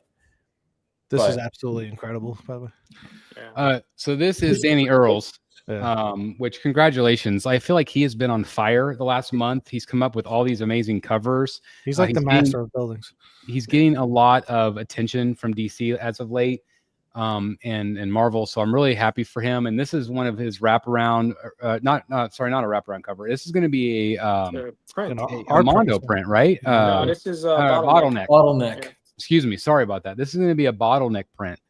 And wow, how great is this? A lot of Easter eggs in that thing. He's insane the way he just the time it takes to go and do something like this. And again, one of the most genuine, nicest guys in the business. The fact that he hung out in our hotel room for an hour while we were in Orlando, like that was just incredible. One of my questions with him, he has no architectural background whatsoever. This is all just like out of his head. Like this, this looks like a blueprint, not a blueprint, but like if you figure like you might have some type of architectural background to do like buildings like this. And it's got so many different nods to so many different things. Like I see like architecture from Batman Returns. I see the cat head on the top. I see Iceberg Lounge. Iceberg Lounge. You see just all the like the animated series influence. Like he just put so much love into this. It's so well done. It's so well done. So congratulations to Danny. All of it, not just this. All of his covers that have buildings, like it's just incredible what he does. There's some Ninja Turtle stuff. He's got like the train running past. Yeah, the train, the graffiti. Really good. It's great. Yeah. He's just fantastic. So, anything else you guys want to talk about tonight, or you want to wrap it up? I know we went a little long tonight. Actually, I thought it was going to be a real short show tonight. To be honest, that's why I told my wife. I was like, "I'll be a better no time." Yeah. But Me anyway, we're going to Fan Expo Philly this weekend. Oh yeah, nice. Anybody there? Daredevil people there. Yeah. Canceled on us. Yeah. No. Charlie Cox. We were supposed to meet Charlie Cox. He didn't cancel on us. He was on Sunday. They switched the day. Oh, you guys did go?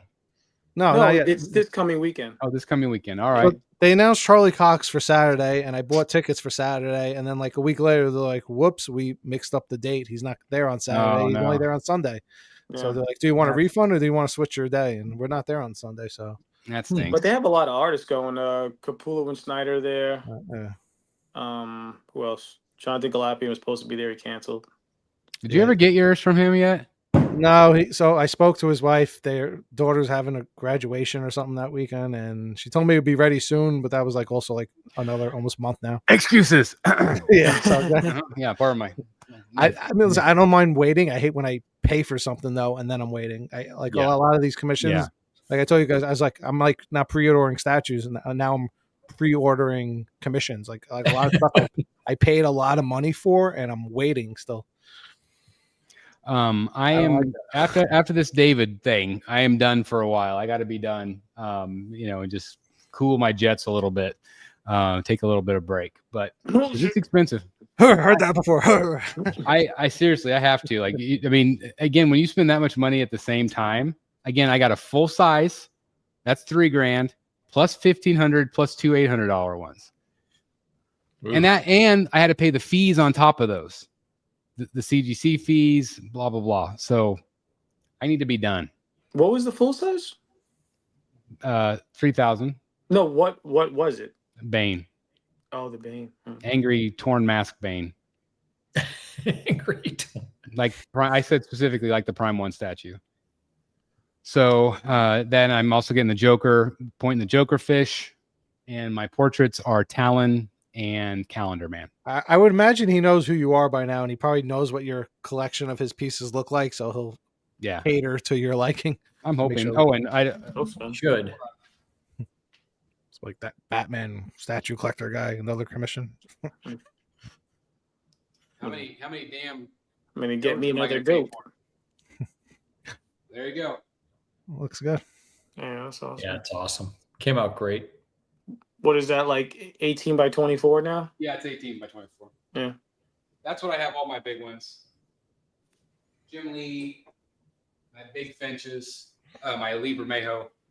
They're all 18 by 24. Give a cheap plug to Art to Frame. Again, I want to thank Dan for turning me on to them because I've used the crap out of them. As is Dan. I do. Mm-hmm. Yeah. Used that account well. Local to Brooklyn. That's right. That's pretty nice. All right. Well, I'm blurry now for some reason. I think it's focused on Alfred. Yeah, I was gonna say, who knows? Anyway, maybe that's my sign to get off here. So anyway, I want to thank everybody for watching, and again, I want to thank Anthony for coming on. That was so incredible. It's just so much fun to talk about. Talk shop with some of these guys. It's really fun. So anyway, anything else you guys want to say before we wrap it up? Nope. Guess not. Have a good night, everybody. Yeah. All right. Thanks for watching, guys. We'll see you in a couple weeks for Rogues Gallery Live. Bye, everybody. Good night. See you guys.